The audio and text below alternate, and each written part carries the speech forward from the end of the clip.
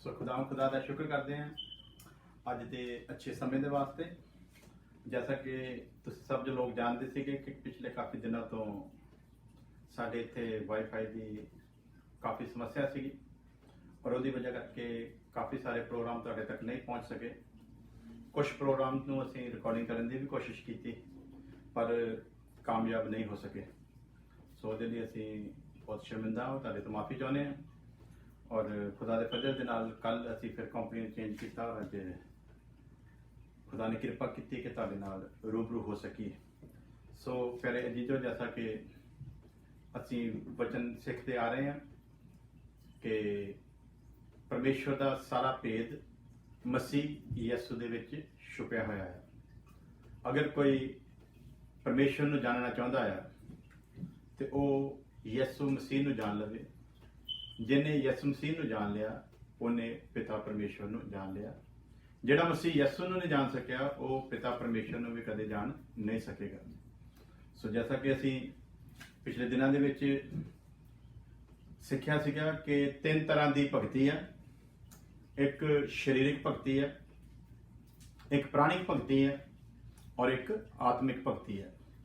शरीरिक भगती के उत्ते भी असीं काफ़ी डिटेल दे नाल सीखिया सी। तुसीं पिछले जिहड़े साडे पार्ट्स हैगे 4 उन्हां दे विच जाके देख सकते हो। उस तो बाद असीं प्राणिक भगती के बारे भी सीखिया सीगा, वो भी तुसीं पिछले पार्ट देख सकते हो उन्हां विच, क्योंकि बार बार रिपीट करांगे उन्ना जिहड़ा टाइम आ वो ज़्यादा लगेगा। सो आत्मिक भगती के बारे भी असीं कुछ विस्तार दे नाल शुरू कीता सीगा काफ़ी, और उहदे बारे असीं हुण सीखदे हां। और जिन्होंने नहीं सुनिया उन्होंने नाल नाल असीं थोड़ा थोड़ा टच जिहड़ा आ वो करवाउंदे रवांगे। सो जैसा तुसीं जानते हो सब लोग कि असीं सीखिया सीगा कि शागिर्द बनना है यसू मसीह दा, और उहदे विच असीं देखिया सीगा कि शागिर्द दी जिहड़ी निशानी है वो की आ। शागिर्द दी पहली निशानी यह है कि वह पाप दे लई मर गया। अगर कोई कहंदा कि मैं यसू मसीह दा शागिर्द हां, वो पाप दे लई नहीं मरिया तो वह किसी भी कीमत के उत्ते यसू मसीह दा शागिर्द हो ही नहीं सकता। सो मैं फिर रिपीट करांगा, यसू मसीह दा जिहड़ा कहंदा मैं शागिर्द हां, अगर वो पाप दे लई नहीं मरिया तो फिर समझो वो यसू मसीह दा शागिर्द नहीं आ, वो झूठ बोल रहा है। क्यों? सब तो पहले ये सीखांगे कि यसू मसीह दा शागिर्द होना क्यों जरूरी है। असी पवित्र वचन दे विचों जदों असी पढ़ते हैं मत्ती दी अंजील उहदा 28 अध्याय उहदी 19 और 20 आयत, उहदे विच असी देखते हैं कि यसू मसीह ने कहा जाओ सारियां कौमां नूं शागिर्द बनाओ। सो प्यारे जी जो एक गल नूं असी ध्यान देना है कि यसू मसीह दा हुक्म है कि शागिर्द बनाओ, और ये शागिर्द दी पहचान की आ कि नंबर 1 ते ये इस जहान दे विच मुसाफिर दी जिंदगी जीवेगा। जैसा कि तुसीं इत्थे देख सकते हो, मुसाफिर यसू दा चेला है। जे वो मुसाफिर बन के नहीं जिंदा तो फिर समझ लो वो यसू मसीह दा चेला भी नहीं है। सो चेले दी वड्डी पहचान ये आ, वो इस जहान दे विच अपने आप नूं मुसाफिर करके पेश करेगा। वो इस जहान दे विच अपने आप नूं सिर्फ मुसाफिर करके पेश ही नहीं करेगा, बल्कि मुसाफरी दा जीवन जी के दिखाएगा। और वो सिर्फ और सिर्फ मुसाफरी दा जीवन जी के नहीं दिखाएगा, बल्कि हकीकत दे विच ओहदा जीवन मुसाफरी जीवन होवेगा। वो तमाशबीन नहीं होवेगा, वो दुनिया दे अगे ड्रामे करने वाला नहीं होवेगा, वो बाहरों कुछ होर ते अंदरों कुछ होर नहीं होवेगा। वो जैसा बाहरों नजर आवेगा वो अंदरों भी वैसा ही होवेगा। सो वो कला पुलपट दे उत्ते ही संत नजर नहीं आवेगा, बल्कि पुलपट तो उतरन दे बाद भी ओदी जिंदगी जिहड़ी आ वो एक संत रूपी नजर आवेगी। सो अगर वो सिर्फ पुलपट दे उत्ते धर्मी नजर आउंदा आ जां लोक दिखावे दे लई धर्मी नजर आउंदा आ, तो फिर सीधा सीधा मतलब हैगा आ कि वो मसीह यसू दा अजे चेला नहीं बनिया, ते इस जहान दे विच ओहने मुसाफरी जीवन जिहड़ा आ वो किदां जीया जांदा है ओहनूं इहदे बारे कोई भी ज्ञान नहीं है। सो ये सारियां जिहड़ियां चीज़ां आ सानूं जदों असीं आत्मिक भगती दे जीवन शुरू करते हैं, जदों सानूं पता लगता है कि आत्मिक भगती जिहड़ी आ वो की आ, उदों ये सारियां जिहड़ियां गल्लां आ साडी समझ दे विच आउणियां शुरू हुंदियां हैं।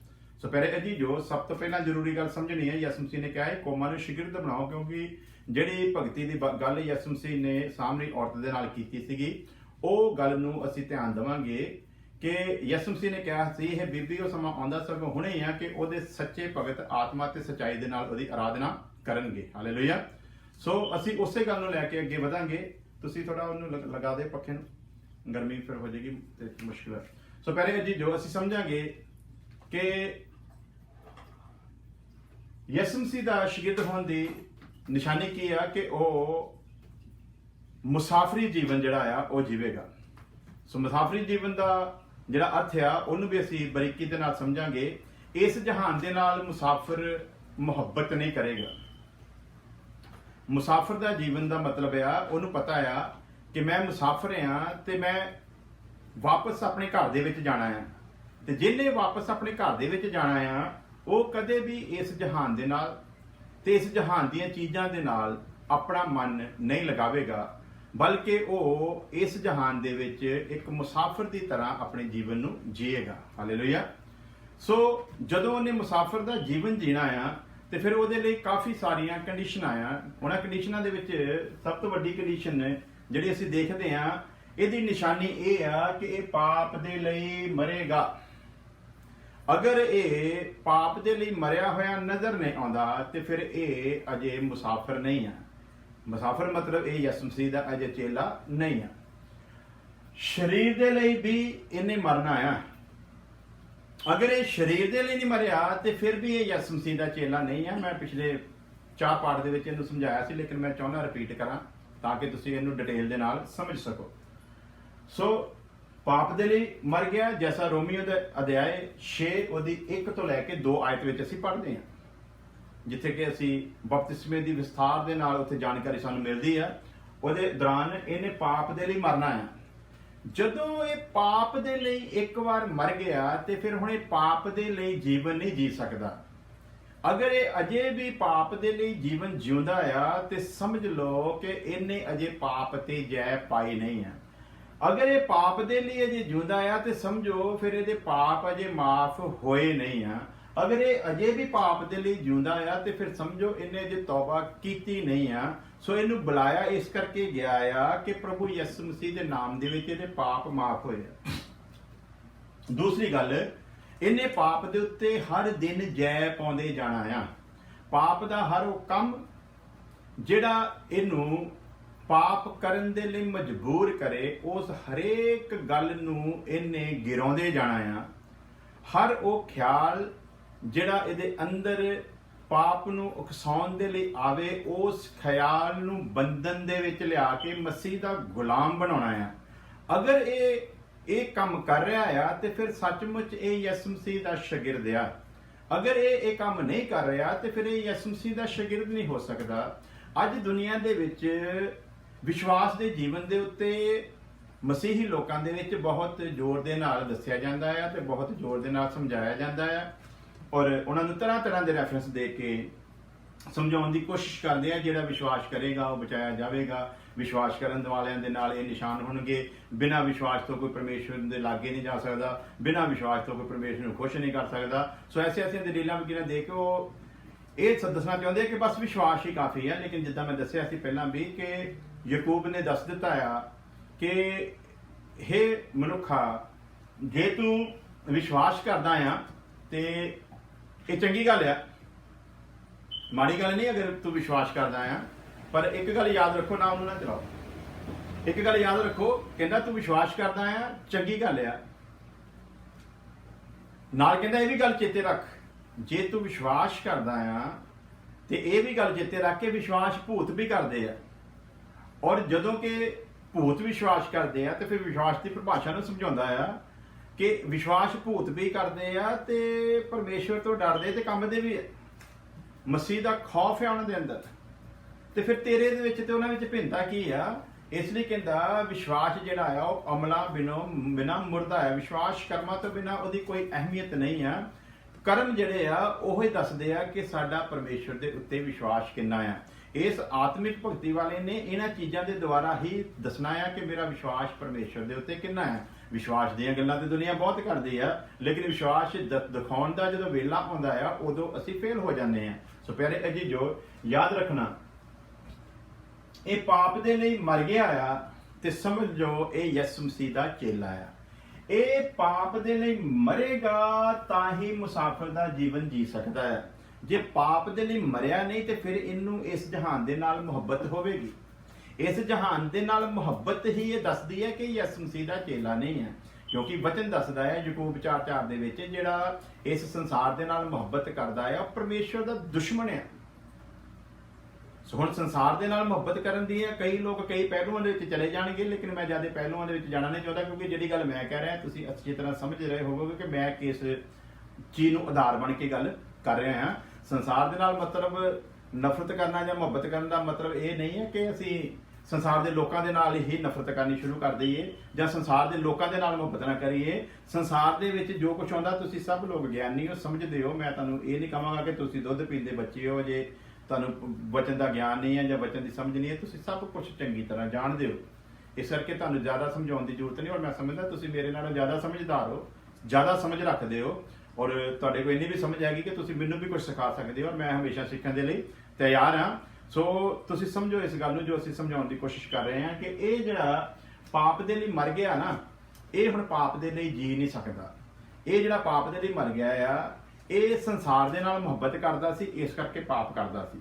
ਸੰਸਾਰ ਦੀਆਂ ਚੀਜ਼ਾਂ ਨੂੰ ਪਾਉਣ ਦੇ ਲਈ ਪਾਪ ਕਰਦਾ ਸੀਗਾ, ਸੰਸਾਰ ਦੇ ਵਿੱਚ ਉੱਚਾ ਹੋਣ ਦੇ ਲਈ ਪਾਪ ਕਰਦਾ ਸੀ, ਸੰਸਾਰ ਦੇ ਵਿੱਚ ਉੱਚੇ ਰੁਤਬੇ ਪਾਉਣ ਦੇ ਲਈ ਪਾਪ ਕਰਦਾ ਸੀਗਾ, ਸੰਸਾਰ ਦੇ ਵਿੱਚ ਮਹਿਮਾ ਪਾਉਣ ਦੇ ਲਈ ਪਾਪ ਕਰਦਾ ਸੀ, ਸੰਸਾਰ ਦੇ ਵਿੱਚ ਇਹ ਚਾਹੁੰਦਾ ਸੀ ਮੈਨੂੰ ਇੱਜ਼ਤ ਰਿਸਪੈਕਟ ਮਾਣ ਮਿਲੇ, ਇਸ ਲਈ ਇਹ ਸੰਸਾਰ ਦੇ ਨਾਲ ਪਿਆਰ ਕਰਦਾ ਸੀ। ਔਰ ਇਸ ਲਈ ਪਿਆਰ ਕਰਦਾ ਕਿ ਮੈਂ ਕਿਸੇ ਨਾਲ ਪਿਆਰ ਕਰਾਂਗਾ ਤੇ ਬਦਲੇ ਵਿੱਚ ਲੋਕ ਮੈਨੂੰ ਪਿਆਰ ਕਰਨਗੇ। ਇਹਦਾ ਪਿਆਰ ਵੀ ਮਤਲਬੀ ਸੀ, ਕਿਉਂਕਿ ਪਿਆਰ ਦੇ ਬਦਲੇ ਦੇ ਵਿੱਚ ਪਿਆਰ ਚਾਹੁੰਦਾ ਸੀਗਾ, ਔਰ ਜਿਹੜੇ ਇਹਨੂੰ ਪਿਆਰ ਕਰਕੇ ਦਿਖਾਉਂਦੇ ਸੀ ਉਹ ਵੀ ਫਿਰ ਇਹਦੇ ਵਰਗੇ ਸੀ, ਕਿਉਂਕਿ ਜੈਸਾ ਅਸੀਂ ਕਿਸੇ ਦੇ ਨਾਲ ਕਰਾਂਗੇ ਵੈਸਾ ਹੀ ਸਾਡੇ ਨਾਲ ਵਾਪਸੀ ਹੋਣਾ ਆ। ਸੋ ਪਹਿਲੇ ਇਹ ਚੀਜ਼ ਜੋ ਸਮਝੋ ਇਸ ਗੱਲ ਨੂੰ, ਪਾਪ ਦੇ ਲਈ ਇਹਨੇ ਮਰਨਾ ਆ। ਪਾਪ ਦੇ ਲਈ ਮਰਨ ਦਾ ਅਰਥ ਕੀ ਆ? ਹੁਣ ਪਾਪ ਦਾ ਇਹਦੇ ਉੱਤੇ ਅਧਿਕਾਰ ਨਹੀਂ ਹੈ, ਕਿਉਂਕਿ ਮਸੀਹ ਯਿਸੂ ਦੇ ਨਾਮ ਦੇ ਵਿੱਚ ਇਹਦੇ ਪਾਪ ਮਾਫ ਕੀਤੇ ਗਏ ਆ। ਪ੍ਰਭੂ ਯਿਸੂ ਮਸੀਹ ਦੇ ਨਾਮ ਦੇ ਵਿੱਚ ਇਹਦੇ ਪਾਪ ਮਾਫ ਕੀਤੇ ਗਏ ਆ। ਉਹ ਪਾਪ ਜਿਹਨੇ ਇਹਨੂੰ ਆਪਣਾ ਗੁਲਾਮ ਬਣਾ ਕੇ, ਇਹਦੇ ਉੱਤੇ ਮੌਤ ਦਾ ਖੌਫ ਪਾ ਕੇ, ਇਹਨੂੰ ਆਪਣਾ ਗੁਲਾਮ ਬਣਾ ਕੇ ਆਪਣੇ ਤਰੀਕੇ ਦੇ ਨਾਲ ਇੱਕ ਕੰਮ ਕਰਵਾਇਆ, ਮਸੀਹ ਯਿਸੂ ਦੇ ਪਵਿੱਤਰ ਲਹੂ ਬਹਾਉਣ ਦੇ ਨਾਲ ਇਹਦੇ ਉਹ ਸਾਰੇ ਪਾਪ ਜਦੋਂ ਇਹਨੇ ਮੰਨ ਲਿਆ ਤੇ ਮਸੀਹ ਯਿਸੂ ਦੇ ਨਾਮ ਦੇ ਵਿੱਚ ਇਹਦੇ ਉਹ ਸਾਰੇ ਪਾਪ ਜਿਹੜੇ ਆ ਮਾਫ ਕੀਤੇ ਗਏ, ਉਹਦੇ ਪਵਿੱਤਰ ਲਹੂ ਦੇ ਨਾਲ ਧੋ ਦਿੱਤੇ ਗਏ ਆ। ਖੁਦਾਵੰਦ ਖੁਦਾ ਨੇ ਵਾਅਦਾ ਕੀਤਾ ਹੈ ਇਹਦੇ ਪੁਰਾਣੇ ਪਾਪਾਂ ਨੂੰ ਕਦੇ ਵੀ ਉਹ ਯਾਦ ਨਹੀਂ ਕਰਾਵੇਗਾ, ਕਦੇ ਵੀ ਸਮਰਨ ਨਹੀਂ ਕਰਾਵੇਗਾ, ਕਦੇ ਵੀ ਇਹਨੂੰ ਕਹੇਗਾ ਨਹੀਂ ਤੂੰ ਕੈਸਾ ਸੀਗਾ। ਬਸ ਇਹਦੇ ਲਈ ਹੁਕਮ ਇੱਕੋ ਹੀ ਆ, ਹੁਣ ਇਹਨੇ ਅੱਗਿਓਂ ਪਾਪ ਨਹੀਂ ਕਰਨਾ। ਉਹਦਾ ਅਰਥ ਹੈ ਪਾਪ ਦੇ ਲਈ ਮਰੇਗਾ। ਹੁਣ ਇਹ ਪਾਪ ਦਾ ਗੁਲਾਮ ਨਹੀਂ, ਪਾਪ ਦਾ ਇਹਦੇ ਉੱਤੇ ਹੁਣ ਵੱਸ ਨਹੀਂ ਚੱਲ ਸਕਦਾ। ਪਾਪ ਇਹਨੂੰ ਹੁਣ ਆਪਣੇ ਚੰਗੁਲ ਦੇ ਵਿੱਚ ਫਸਾ ਕੇ ਆਪਣੀ ਮਨਮਰਜ਼ੀ ਨਹੀਂ ਕਰ ਸਕਦਾ। ਲੇਕਿਨ ਜੇ ਅਜੇ ਵੀ ਪਾਪ ਦੀ ਗੁਲਾਮੀ ਦੇ ਵਿੱਚ ਇਹ ਹੈਗਾ ਆ ਤੇ ਫਿਰ ਸਮਝ ਲਓ ਅਜੇ ਚੇਲਾ ਬਣਨਾ ਤੇ ਦੂਰ ਆ, ਅਜੇ ਇਹਦਾ ਨਵਾਂ ਜਨਮ ਵੀ ਨਹੀਂ ਹੋਇਆ।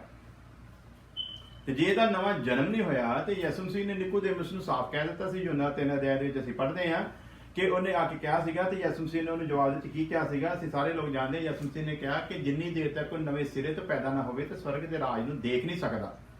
ਫਿਰ ਉਹਨੂੰ ਵਿਸਤਾਰ ਦੇ ਨਾਲ ਅੱਗੇ ਜਾ ਕੇ ਯਿਸੂ ਮਸੀਹ ਨੇ ਦੂਸਰੀ ਗੱਲ ਕਹੀ ਆ ਕਿ ਜੇ ਕੋਈ ਜਲ ਤੇ ਆਤਮਾ ਤੋਂ ਨਾ ਜਨਮੇ ਤੇ ਉਹਦੇ ਰਾਜ ਦੇ ਵਿੱਚ ਵੜ ਨਹੀਂ ਸਕਦਾ। ਸੋ 2 ਕੰਡੀਸ਼ਨ ਆਇਆ ਪਿਆਰੇ ਜੀ, ਜੋ ਤੇ 2 ਹੀ ਗੱਲਾਂ ਆ ਉੱਥੇ। ਨਵੇਂ ਸਿਰੇ ਤੋਂ ਪੈਦਾ ਹੋਣਾ ਅਲੱਗ ਗੱਲ ਹੈ, ਜਲ ਤੇ ਆਤਮਾ ਤੋਂ ਪੈਦਾ ਹੋਣਾ ਅਲੱਗ ਗੱਲ ਹੈ। ਸੋ ਅੱਜ ਲੋਕਾਂ ਨੂੰ ਇਹ ਵੀ ਡਿਫਰੈਂਸ ਜਿਹੜੇ ਆ ਉਹ ਵੀ ਪਤਾ ਨਹੀਂ ਆ। ਕਿਉਂ ਪਤਾ ਨਹੀਂ ਆ? ਕਿਉਂਕਿ ਉਹੀ ਪੁਰਾਣੀਆਂ ਗੱਲਾਂ ਜਿਹੜੀਆਂ ਬਾਰ-ਬਾਰ ਰਿਪੀਟ ਹੁੰਦੀਆਂ ਰਹਿੰਦੀਆਂ। ਸੋ ਪਿਆਰੇ ਅਜੀਜ਼ੋ, ਪਾਪ ਦੇ ਲਈ ਇਹ ਮਰ ਗਿਆ ਆ ਤੇ ਮਤਲਬ ਹੁਣ ਪਾਪ ਦੀ ਵਾਹ ਇਹਦੇ ਉੱਤੇ ਨਹੀਂ ਚੱਲ ਸਕਦੀ। ਪਾਪ ਦੇ ਲਈ ਮਰ ਗਿਆ ਆ, ਹੁਣ ਇਹ ਪਾਪ ਰੂਪੀ ਕੋ ਕੰਮ ਕਰ ਹੀ ਨਹੀਂ ਸਕਦਾ। ਔਰ ਜੈਸਾ ਯੂਹੰਨਾ ਨੇ ਲਿਖਿਆ ਹੈ, ਜਿਹੜਾ ਉਹ ਤੋਂ ਜਨਮਿਆ ਉਹ ਪਾਪ ਕਰ ਹੀ ਨਹੀਂ ਸਕਦਾ। ਕਿਉਂ? ਕਿਉਂਕਿ ਉਹਦਾ ਬੀਜ ਉਹਦੇ ਅੰਦਰ ਰਹਿੰਦਾ ਆ। ਹੁਣ ਬੀਜ ਜਿਹੜਾ ਆ ਉਹਦੇ ਬਾਰੇ ਲਿਖਿਆ ਵਚਨ ਦੇ ਵਿੱਚ, ਜੈਸਾ ਬੀਜ ਹੈ ਨਾ, ਬੀਜ ਦੇ ਵਿੱਚ ਉਹਦੇ ਵਿੱਚੋਂ ਪੈਦਾ ਹੋਣ ਵਾਲੇ ਉਸ ਦਰਖਤ ਦੀ ਤਸਵੀਰ ਹੈ। ਜੈਸਾ ਬੀਜ ਆ ਉਹਦੇ ਵਿੱਚੋਂ ਨਿਕਲਣ ਵਾਲੀ ਤਸਵੀਰ ਵੈਸਾ ਹੀ ਅੱਗੇ ਫਲ ਲੈ ਕੇ ਆਉਂਦੀ ਹੈ, ਵੈਸਾ ਹੀ ਫਲ ਦੇਵੇਗੀ। ਸੋ ਬੀਜ ਕੌੜਾ ਆ ਤੇ ਅੱਗੇ ਜਿਹੜਾ ਦਰਖਤ ਆ ਉਹ ਵੀ ਆਪਣੇ ਕੌੜੇਪਨ ਨੂੰ ਹੀ ਪੇਸ਼ ਕਰੇਗਾ। ਔਰ ਬੀਜ ਅਗਰ ਮਿੱਠਾ ਆ ਤੇ ਉਹ ਆਪਣੇ ਅੰਦਰੋਂ ਮਿਠਾਸ ਨੂੰ ਹੀ ਨਿਕਾਲੇਗਾ। ਸੋ ਉਸੇ ਤਰ੍ਹਾਂ ਮਸੀਹ ਯਿਸੂ ਜੋ ਕਿ ਪਵਿੱਤਰ ਬੀਜ ਆ, ਜੋ ਕਿ ਨਿਸ਼ਕਲੰਕ ਸੀ, ਔਰ ਜਿਹਦੇ ਬਾਰੇ ਗਵਾਹੀਆਂ ਦਿੱਤੀਆਂ ਗਈਆਂ, ਜਿਹਨੇ ਆਪਣੇ ਮੂੰਹੋਂ ਵੀ ਕਿਹਾ ਤੁਹਾਡੇ ਵਿੱਚੋਂ ਕੌਣ ਆ ਜਿਹੜੇ ਮੇਰੇ ਉੱਤੇ ਪਾਪ ਸਾਬਤ ਕਰਦਾ ਹੈ, ਕੌਣ ਆ ਜਿਹੜਾ ਮੇਰੇ ਉੱਤੇ ਦੋਸ਼ ਲਾਉਂਦਾ ਹੈ? ਕੋਈ ਐਸਾ ਨਹੀਂ ਮਾਈ ਦਾ ਲਾਲ ਉੱਠਿਆ ਜਿਹੜਾ ਉਹਦੇ ਬਾਰੇ ਐਸੀ ਕੋਈ ਗੱਲ ਕਰ ਸਕੇ। ਉਸ ਤੋਂ ਬਾਅਦ ਕਿੰਨੇ ਲੋਕਾਂ ਨੇ ਉਹਦੇ ਬਾਰੇ ਗਵਾਹੀ ਦਿੱਤੀ ਹੈ, ਇਸ ਤੋਂ ਤੱਕ ਕਿ ਉਹਦੇ ਫੜਾਉਣ ਵਾਲੇ ਨੇ ਵੀ ਕਹਿ ਦਿੱਤਾ ਮੈਂ ਨਿਰਦੋਸ਼ ਜਿੰਦ ਨੂੰ ਫੜਾਇਆ ਤੇ ਆਹ ਚੱਕੋ ਕਹਿੰਦਾ ਆਪਣੇ ਪੈਸੇ। ਯਾਨੀ ਕਿ ਫੜਾਉਣ ਵਾਲੇ ਨੇ ਵੀ ਇਹ ਕਹਿ ਦਿੱਤਾ ਹੈ ਕਿ ਮੈਂ ਨਿਰਦੋਸ਼ ਜਿੰਦ ਨੂੰ ਫੜਾਇਆ ਹੈ। ਜਿਹਨੇ ਉਹਨੂੰ ਸਜ਼ਾ ਦਾ ਹੁਕਮ ਦੇਣਾ ਸੀ, ਪਿਲਾਤੂਸ ਉਹਦੀ ਘਰਵਾਲੀ ਨੇ ਵੀ ਕਹਿ ਦਿੱਤਾ ਇਹ ਧਰਮੀ ਮਨੁੱਖ ਹੈ, ਇਹਦੇ ਬਾਰੇ ਕੋਈ ਤੂੰ ਚੰਗਾ ਮੰਦਾ ਨਾ ਕਰ ਬੈਠੀ। ਡਾਕੂ ਦੋ ਲਟਕੇ ਹੋਏ ਸੀ, ਉਹਨਾਂ ਵਿੱਚੋਂ ਵੀ ਇੱਕ ਡਾਕੂ ਨੇ ਦੱਸ ਦਿੱਤਾ, ਕਹਿੰਦਾ ਅਸੀਂ ਤਾਂ ਆਪਣੀਆਂ ਕਰਨੀਆਂ ਦੇ ਅਨੁਸਾਰ ਫਲ ਪਾ ਰਹੇ ਹਾਂ, ਪਰ ਇਹ ਤੇ ਬੇਕਸੂਰ ਹੈ। ਉਹਦੇ ਬਾਰੇ ਜਗ੍ਹਾ ਜਗ੍ਹਾ ਗਵਾਹੀਆਂ ਦਿੱਤੀਆਂ ਗਈਆਂ। ਸੋ ਜਦੋਂ ਉਹ ਨਿਸ਼ਕਲੰਕ ਬੀਜ ਸਾਡੇ ਅੰਦਰ ਆ, ਤੇ ਫਿਰ ਉਹ ਬੀਜ ਜਦੋਂ ਨਿਸ਼ਕਲੰਕ ਆ, ਤੇ ਫਿਰ ਉਹਦੇ ਤੋਂ ਪੈਦਾ ਹੋਇਆ ਵੀ ਨਿਸ਼ਕਲੰਕ ਹੋਣਾ ਜ਼ਰੂਰੀ ਆ। ਉਹਦੇ ਤੋਂ ਪੈਦਾ ਹੋਇਆ ਅਗਰ ਕਲੰਕਿਤ ਆ, ਤੇ ਉਹਨੂੰ ਇਹ ਧਿਆਨ ਦੇਣਾ ਚਾਹੀਦਾ, ਤੂੰ ਆਪਣੇ ਆਪ ਨੂੰ ਧਰਮੀ ਠਹਿਰਾਉਣ ਦੇ ਲਈ ਕਲੰਕਿਤ ਆ, ਤੇ ਤੂੰ ਧਰਮੀ ਠਹਿਰਾਉਣ ਦੇ ਲਈ ਆਪਣੇ ਆਪ ਨੂੰ ਤਰ੍ਹਾਂ ਤਰ੍ਹਾਂ ਦੇ ਜਦੋਂ ਰੈਫਰੈਂਸ ਦੇ ਕੇ ਆਪਣੇ ਆਪ ਨੂੰ ਧਰਮੀ ਠਹਿਰਾਉਣ ਦਾ ਯਤਨ ਕਰਦਾ ਹੈ, ਤੇ ਇੱਕ ਗੱਲ ਯਾਦ ਰੱਖੀ, ਜਦੋਂ ਤੂੰ ਕਲੰਕਿਤ ਜੀਵਨ ਜੀ ਕੇ, ਔਰ ਖਾਸ ਗੱਲ ਤੂੰ ਨਿਸ਼ਕਲੰਕ ਬੀਜ ਤੋਂ ਪੈਦਾ ਹੋਇਆ ਹੈ, ਤੂੰ ਇਹ ਦੱਸਣਾ ਚਾਹੁੰਦਾ ਹੈ, ਲੇਕਿਨ ਤੇਰਾ ਜੀਵਨ ਕਲੰਕਿਤ ਆ, ਤੇ ਜਦੋਂ ਤੇਰੇ ਕਲੰਕਿਤ ਜੀਵਨ ਨੂੰ ਲੋਕ ਦੇਖਦੇ ਆ, ਤੇ ਜਦੋਂ ਤੂੰ ਇਹ ਦਾਅਵਾ ਕਰਦਾ ਕਿ ਮੈਂ ਨਿਸ਼ਕਲੰਕ ਤੋਂ ਪੈਦਾ ਹੋਇਆ ਆ, ਤੇ ਤੂੰ ਇਹ ਦੱਸਣਾ ਚਾਹੁੰਦਾ ਆ ਕਿ ਜਿਹਦੇ ਤੋਂ ਤੂੰ ਪੈਦਾ ਹੋਇਆ, ਫਿਰ ਜੇ ਤੂੰ ਕਲੰਕਿਤ ਆ ਤੇ ਫਿਰ ਉਹ ਵੀ ਕਲੰਕਿਤ ਸੀ। ਸੋ ਪਿਆਰੇ ਅਜੀਜ਼ੋ, ਸਾਡੀ ਇਸ ਗਲਤੀ ਦੇ ਕਾਰਨ ਜਦੋਂ ਕਿ ਅਸੀਂ ਕਲੰਕਿਤ ਜੀਵਨ ਜੀ ਰਹੇ ਹੁੰਦੇ ਤੇ ਨਿਸ਼ਕਲੰਕ ਕਹਿੰਦੇ ਆ, ਉਦੋਂ ਸਿੱਧਾ ਸਿੱਧਾ ਯਾਦ ਰੱਖਿਓ, ਜਦੋਂ ਅਸੀਂ ਕਹਿੰਦੇ ਕਿ ਮੈਂ ਨਿਸ਼ਕਲੰਕ ਬੀਜ ਤੋਂ ਪੈਦਾ ਹੋਇਆ, ਯਾਨੀ ਕਿ ਪ੍ਰਭੂ ਯਿਸੂ ਮਸੀਹ ਤੋਂ ਪੈਦਾ ਹੋਇਆ ਆ, ਤੇ ਫਿਰ ਜੇ ਮੈਂ ਕਲੰਕਿਤ ਜੀਵਨ ਜੀ ਰਿਹਾ ਆ, ਤੇ ਬਚਨ ਦੱਸਦਾ ਹੈ ਬੀਜ ਦੇ ਵਿੱਚ ਉਹਦੀ ਤਸੀਰ ਆ, ਤੇ ਫਿਰ ਮੈਂ ਆਪ ਆਪਣੇ ਪ੍ਰਭੂ ਯਿਸੂ ਮਸੀਹ ਨੂੰ ਆਪਣੀ ਜ਼ੁਬਾਨ ਤੋਂ ਕਲੰਕਿਤ ਦੱਸਣ ਦੀ ਕੋਸ਼ਿਸ਼ ਕਰ ਰਿਹਾ ਹਾਂ। ਤੇ ਜੇ ਮੈਂ ਉਹਨੂੰ ਜਿਹੜਾ ਰਾਸਤਬਾਜ਼ ਸੀ, ਜੇ ਮੈਂ ਉਹਨੂੰ ਜਿਹੜਾ ਧਰਮੀ ਸੀ, ਨਿਆਈ ਸੀ, ਜਿਹੜਾ ਨਿਸ਼ਕਲੰਕ ਸੀ, ਜੇ ਮੈਂ ਸੱਚਮੁੱਚ ਸੰਸਾਰ ਦੇ ਵਿੱਚ ਉਹਨੂੰ ਪੇਸ਼ ਕਰਨਾ ਚਾਹੁੰਦਾ ਆ, ਜੇ ਮੈਂ ਦੱਸਣਾ ਚਾਹੁੰਦਾ ਕਿ ਉਹ ਨਿਸ਼ਕਲੰਕ ਸੀ, ਤੇ ਉਹਦੀ ਨਿਸ਼ਕਲੰਕਤਾ ਨੂੰ ਲੋਕਾਂ ਦੇ ਵਿੱਚ ਦੱਸਣ ਦੇ ਲਈ ਜ਼ਰੂਰੀ ਆ ਉਹਦੇ ਬੀਜ ਤੋਂ ਜਿਹੜਾ ਮੈਂ ਪੈਦਾ ਹੋਇਆ ਆ, ਮੈਂ ਇਸ ਸੰਸਾਰ ਦੇ ਵਿੱਚ ਨਿਸ਼ਕਲੰਕ ਜੀਵਨ ਜੀ ਸਕਾਂ। ਅਗਰ ਮੈਂ ਨਿਸ਼ਕਲੰਕ ਜੀਵਨ ਨਹੀਂ ਜੀ ਰਿਹਾ, ਤੇ ਫਿਰ ਸਮਝ ਲਓ ਕਿਤੇ ਕੋਈ ਗੜਬੜਿਆ, ਤੇ ਫਿਰ ਸਮਝ ਲਓ ਸਾਨੂੰ ਕਿਤੇ ਨਾ ਕਿਤੇ ਦੁਬਾਰਾ ਸਿੱਖਣ ਦੀ ਜ਼ਰੂਰਤ ਹੈ। ਅੱਜ ਗਿਆਨ ਬਹੁਤ ਵੱਧ ਗਿਆ ਹੈ, ਲੇਕਿਨ ਉਹ ਗਿਆਨ ਜਿੱਦਾਂ ਮੈਂ ਦੱਸਿਆ ਆ, ਸਰੀਰਕ ਆ, ਪ੍ਰਾਣਿਕ ਆ, ਆਤਮਿਕ ਨਹੀਂ ਆ। ਆਤਮਿਕ ਜਿੰਨੀ ਦੇਰ ਤੱਕ ਨਹੀਂ ਸ਼ੁਰੂ ਹੁੰਦਾ, ਉਨੀ ਦੇਰ ਤੱਕ ਬੜੀ ਗੜਬੜ ਆ, ਉਨੀ ਦੇਰ ਤੱਕ ਬਹੁਤ ਵੱਡੇ ਧੋਖੇ ਦੇ ਵਿੱਚ ਆ ਅਸੀਂ। ਸੋ ਪਿਆਰੇ ਅਜੀਜ਼ੋ, ਇਹਨੇ ਪਾਪ ਦੇ ਲਈ ਮਰਨਾ ਆ, ਔਰ ਸਿਰਫ ਇਹ ਡੌਂਡੀ ਨਹੀਂ ਪਿੱਟਣੀ ਇਹਨੇ ਕਿ ਮੈਂ ਪਾਪ ਦੇ ਲਈ ਮਰ ਗਿਆ ਆ, ਇਹਨੇ ਪਾਪ ਦੇ ਲਈ ਮਰਿਆ ਹੋਇਆ ਆਪਣੇ ਆਪ ਨੂੰ ਸਿੱਧ ਕਰਨਾ ਹੈ। ਇਹਨੇ ਆਪਣੇ ਵਿਸ਼ਵਾਸ ਨੂੰ ਦੁਨੀਆ ਦੇ ਵਿੱਚ ਸਿੱਧ ਕਰਨਾ ਹੈ, ਇਹਨੇ ਆਪਣੀ ਰਾਸਤਬਾਜ਼ੀ ਨੂੰ ਦੁਨੀਆ ਦੇ ਵਿੱਚ ਸਿੱਧ ਕਰਨਾ ਹੈ, ਇਹਨੇ ਆਪਣੀ ਪਵਿੱਤਰਤਾਈ ਨੂੰ ਦੁਨੀਆ ਦੇ ਵਿੱਚ ਸਿੱਧ ਕਰਨਾ ਹੈ।